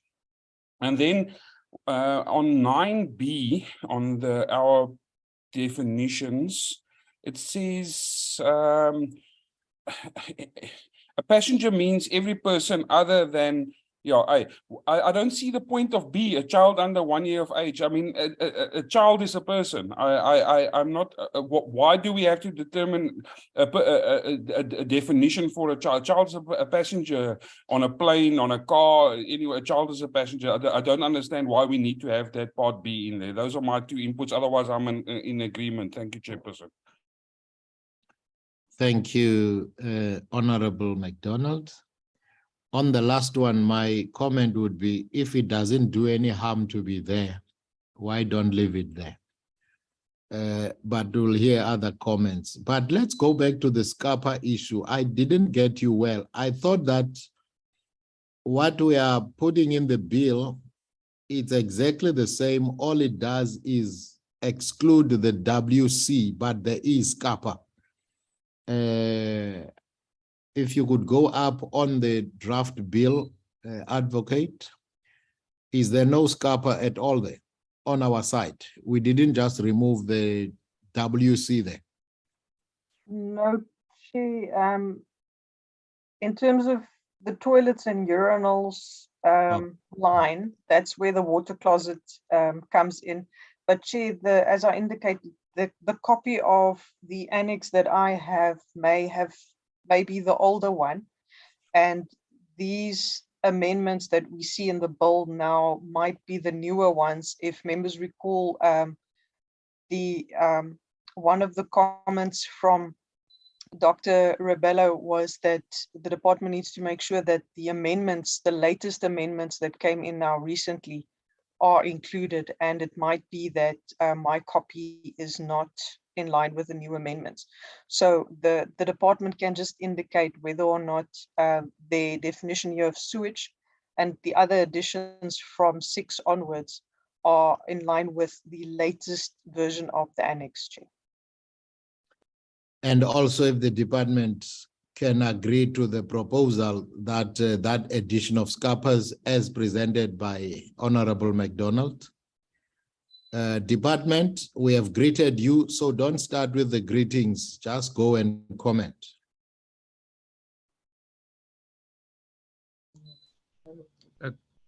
Good morning. Chair, can you hear me? Am I audible? We can hear you loud and clear. Over. Okay. Now, very quickly, acknowledging also the presence of our DDG in the meeting, just to say that, yes, what is reflected under 3 on that definition, it does reflect the latest, but also the point that is made by Honorable Member MacDonald, because it is based on technical knowledge and expert in this area, would not do any harm to include, because the WC is just waste closet scappers. So if it would, if the members will behave here, I think we should be okay with that inclusion. Thank you very much. The child's definition of the child under 1 year old, any specific reason? That is again the latest wording from the annex. From the man from MAPO. Okay. From the relevant annex 4. All right. Thank you. Okay, I think, Advocate, you have captured it as such. So yeah, we will do that. And Honorable MacDonald had accepted those with those 2 comments which we have dealt with. Is that okay, colleagues? Can we move on? Let's move, Advocate. Thank you, Chair. This is now where we definitely see my copy is an old one. So I hope I can get the latest one if the department can assist me, because I did search on Google yesterday. And it was quite a mission to get the copies that I did get. So before I confuse members completely, I'm going to close these ones. And let's just focus on the reading that we have here in the poll. This means I can enlarge it a bit as well. So the second regulation, let's do this. Second regulation is on the application of this annex.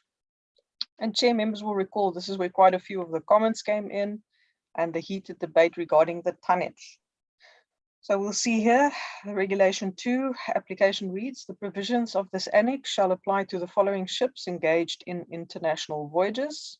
A, new ships of 400 gross tonnage and above, and B, new ships of less than 400 gross tonnage, which are certified to carry more than 15 persons, and C, existing ships of 400 gross tonnage and above, 5 years after the date of entry into force of this annex, and the existing ships of less than 400 gross tonnage, which are certified to carry more than 15 persons, 5 years after the date of entry into force of this annex.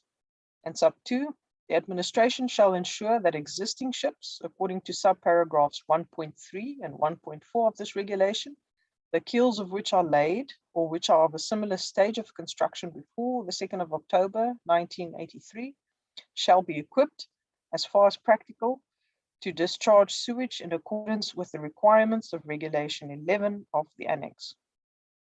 So, Chair, in terms of the comments on the tonnage, members heard all of the comments and participated in those as well. So we'll see.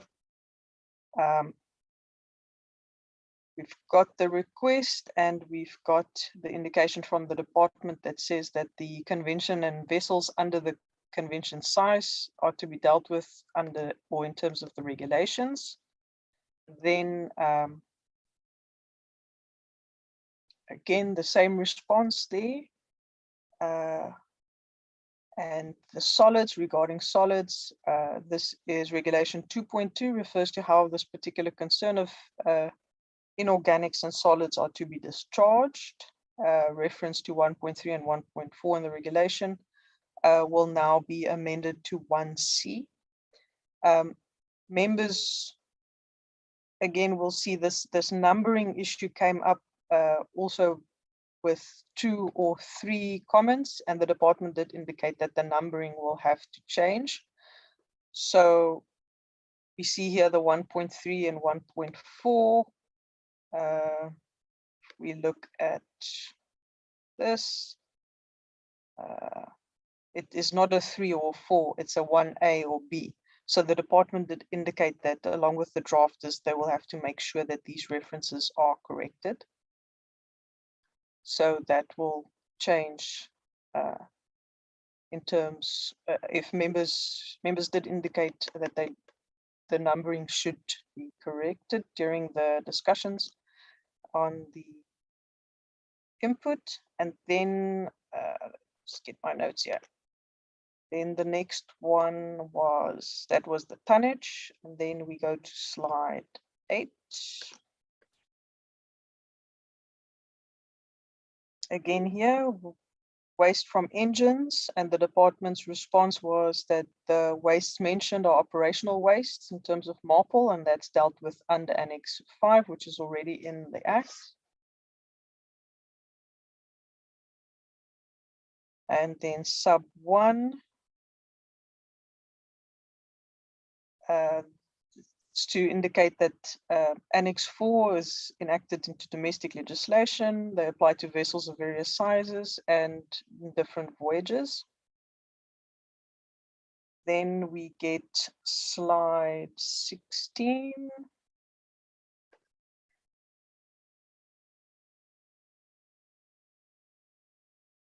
That is going to be regulation 4. Let's just check slide 26. It's going to be on regulation 3. So Chair, those were the comments, the responses from the department on this application regarding the tonnage.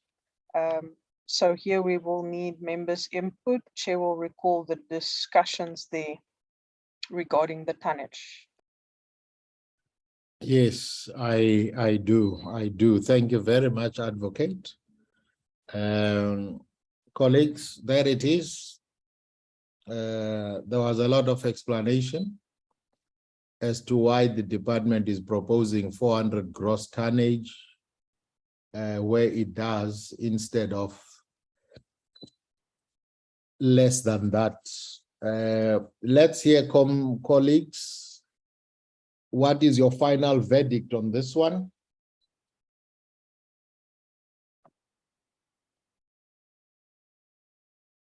Are you PRASA fatigued?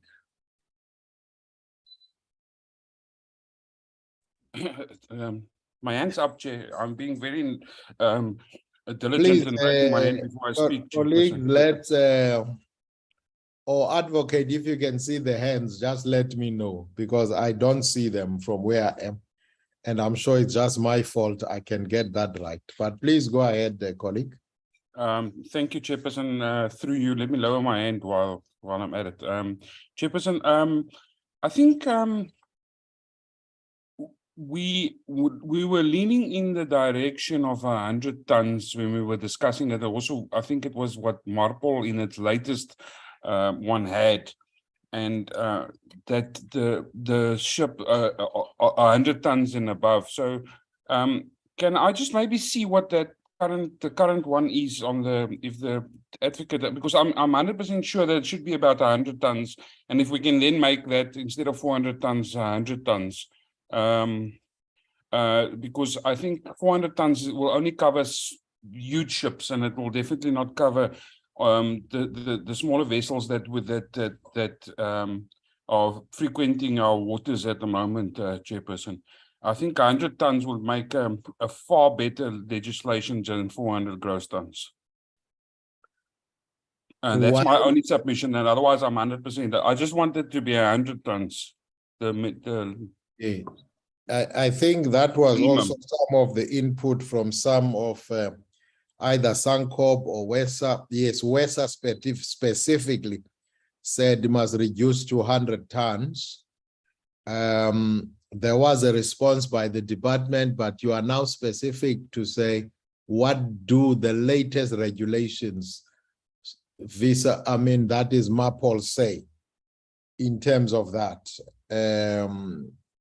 Babuntuli, can you come in there? Because I know Advocate had already said she doesn't have the very latest. Thank you very much, Chair. Instead, Chair, we are of the opinion that maybe it will help the members if advocate could just show the current definition of ship in the present act. Because that definition, in our interpretation, is not limited to the, in actual fact, it already gives South Africa an opportunity to apply some of these regulations on all ships that are under South African flag, but on all ships that sail within our territorial waters. So we were reading the definition of ship, but also the application of the convention. And we therefore considered that the matters that were raised, in our opinion, were covered. But I think advocate could just have to just make it comment. very small, advocate. That one is very big. Thank you, Chair. Okay, let's see what that definition says.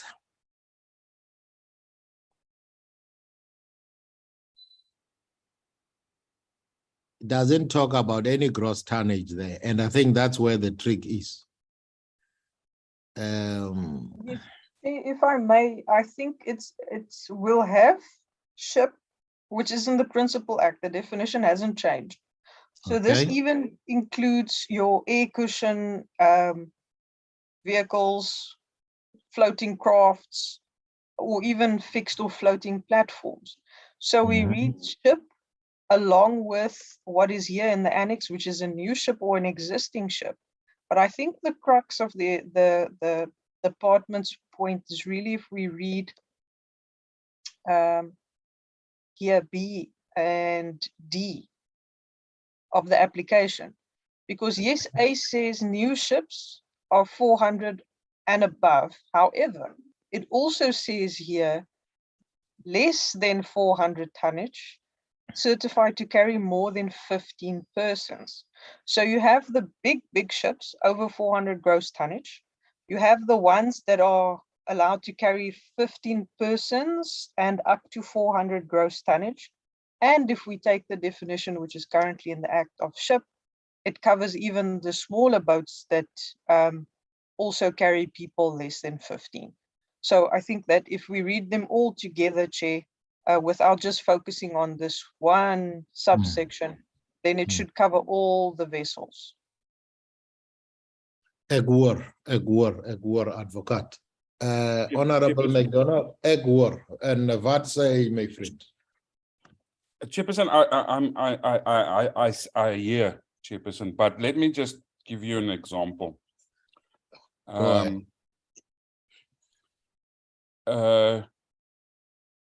Super tanker weighing about 850 gross, 850 megatons, only has a crew of about 9 people. Some of them are even less smaller crews because they are just long haul vessels and some of them are smaller than 400 tons that carry less than 15 persons. So now my concern is that we won't be able to enforce the spillage on those vessels. Let's say, for an example, a shipping vessel in our waters that's fishing, it's under 400 tons, but it only has 10 people on board. So I can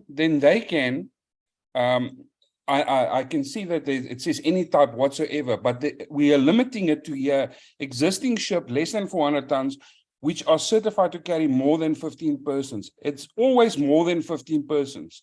So somewhere the 15 persons I've got a problem with that, with less than 400 tons and 15 persons. So can we not limit that then to 10 persons or 5 persons, and then I'll be happy with it, and then we leave the tonnage out, because that will cover everybody, Chairperson. I'm sorry to be... No, you are fine. But just read A above B, that specifies passengers. Doesn't that cover everything?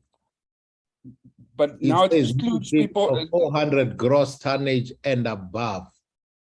So Yes, it doesn't matter how many So 15 basically, people. it says that it doesn't matter how many passengers or persons could be in that one, as long as it is 400 gross tonnage and above. Okay, Chairperson, I'll fine. I'll I don't sit know. down, Chairperson. Uh? I'll sit down, Chairperson. I'm fine. Okay, I hope you are really fine.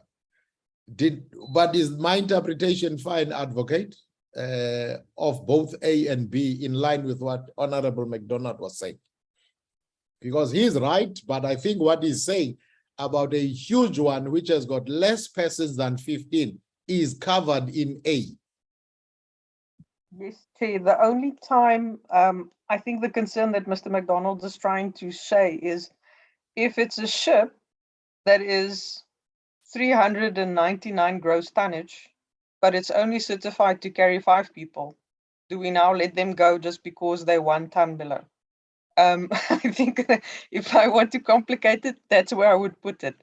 But if it is a massive ship that he is saying is more than 400 gross tonnage, yes, then the number of persons don't matter. Then you look at the tonnage of the ship. The B and the D sections of this regulation is trying to help us for the lower tonnage vessels. But I think the department should give an indication to members in terms of practical aspects. What is the lowest tonnage for a, let's say, a 15-person ship? That might help. But if we look at the definition, it really covers any vessel. So regardless of the tonnage, regardless of the persons that you are carrying. I think the definition that we have in the Act is actually more far-reaching than the convention. So we are opening it up for all of that. Yeah, and I think Honorable McDonald had said he will swallow this pill and go down. Yeah. So it was only other than that issue, but the rest, I had heard him accepting that as correct. Am I right, Honorable McDonald? Yes, you are right, Chairperson. Yeah. Okay. I know, Advocate, we didn't make much ground, but there are people who must travel to Parliament for 2 o'clock. Others might have left already. So unfortunately, we will have to pause here. We didn't cover much ground, but yeah. Yes. That's so in that order. Sorry? I suspected such, Chair, because we still have some minutes. Yeah, we have minutes, but I'm looking at the traveling, but the minutes can stand over of where we were supposed to approve minutes, but there was 1 or 2 issues that I wanted to get members' attention to before we go over. So I was going to request that we pause here. I think it's a good point, unless there's another place you thought in 1 minute you can take us to. No, Chair, I think this will be suitable. Yeah, okay. All right, so we will pause there, colleagues, and we will start from there. I know we didn't cover too much ground, but it's just the nature of the beast. We've got to allow for the traveling time to the House. So, but thank you very much, colleagues from the department. Thank you for your input. Thank you for your indulgence with us. Yeah. Colleagues, there is one issue that I wanted to bring your attention to. In one of the meetings, we had a presentation by an organization called Sabrata. Sabrata, if I can remind you, was requesting us to look at Section 41 of the National Land Transport Act, which on the day we were passing it in the House after the issue was brought back by the President. We had since promised them that we'll have a response to them. I wanted to check with colleagues if there are any particular views about that Section 41 that was presented to us. the opinion that I have, before I not give mine, is that that section 41 really is applicable or can be enforced or should be dealt with at your metro stroke municipal level, where these contracts, if I can remind colleagues, this was about the contracts that Sabrata was feeling that Rea Vaya has gone out on a tender, and they were feeling that, for instance, here, GAPS, they've been in 150 years in the business, and therefore they felt like the new entities that are running BRTs are at a disadvantaged area with this open tender and so forth. That was the gist of what was being brought to us. And they said that section 41 should be relooked at, if I may paraphrase it. We had promised them, or they came to us, at least we owe them a proper response. But I wanted to hear if colleagues have got particular views about this section 41. The department did respond, if you recall, that they could not see Sabrata on the Rea Vaya issue because the issue was already out on tender and they were not willing to engage with them. But outside a tender process, they could be able to talk to them. Those are some of the few pointers, just trying to jostle your memory around this issue. So colleagues, I don't know what your views are. I have said what my view is. I've said what the department said in order to guide us to respond to this matter. Can I hear your comments?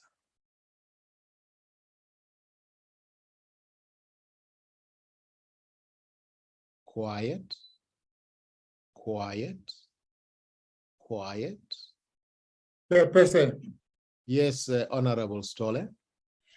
We are ambushing us now, because we was not preparing for that. Because I remember when the presentation was submitted to us, but we never says we will deal with it so immediately. Because after that bill, I think if you can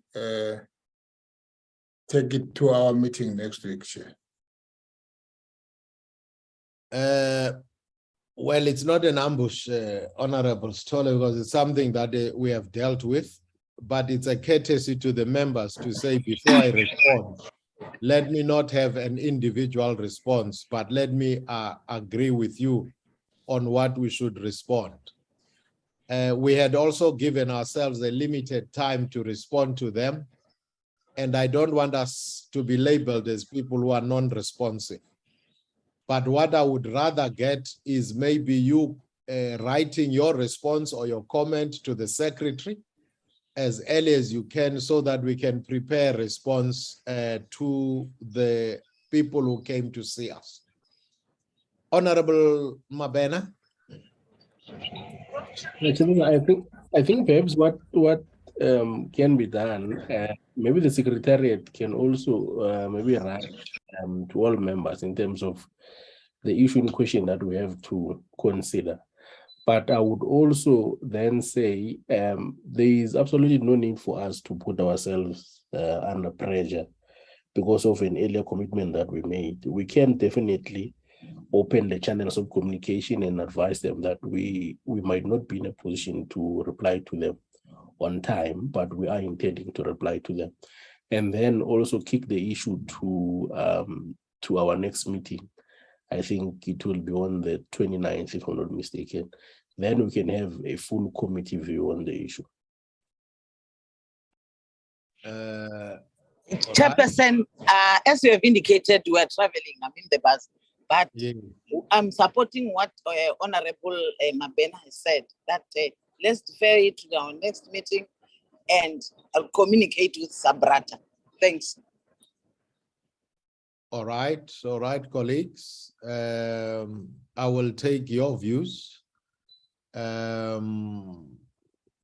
next meeting is already overloaded, but your points are well taken care of. Remember also, You know, this chat box of people telling when they want to go somewhere, it's a very interesting thing. I was just sidetracked, I'm sorry. But I take your views. Let's see how best we accommodate it. But I think what we need to do is to respond to Sabrata, although I know they are under pressure. They would want to put us under pressure, which I hear Honorable Mabena is saying, let's not do that because there is a tender process. Let's apply our minds and do what we believe is right. So it's fine. We will take it with the team, support team, and see how best we deal with it. If possible, we'll accommodate it next week, but next week is already overloaded because we didn't do much justice to this deliberation today. So we'll also need to accommodate it somewhere. But thank you very much, colleagues. Your inputs are well noted. We will do that. And we will ask that the minutes stand over Ms. Carlson. And is there anything else that I might have forgotten before we adjourn the meeting? Not from my side, Acting Chair. Okay, thank you very much then. On that note, colleagues, again, be reminded of our public hearings this weekend in Mpumalanga. You would by now have received the travel arrangements. If not, you know, you may contact Ms. Mahlati, who's responsible for those logistics.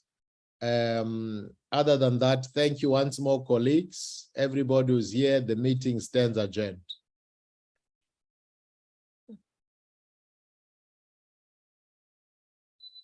Long live everybody, long live. Long live the chair, long live the chair.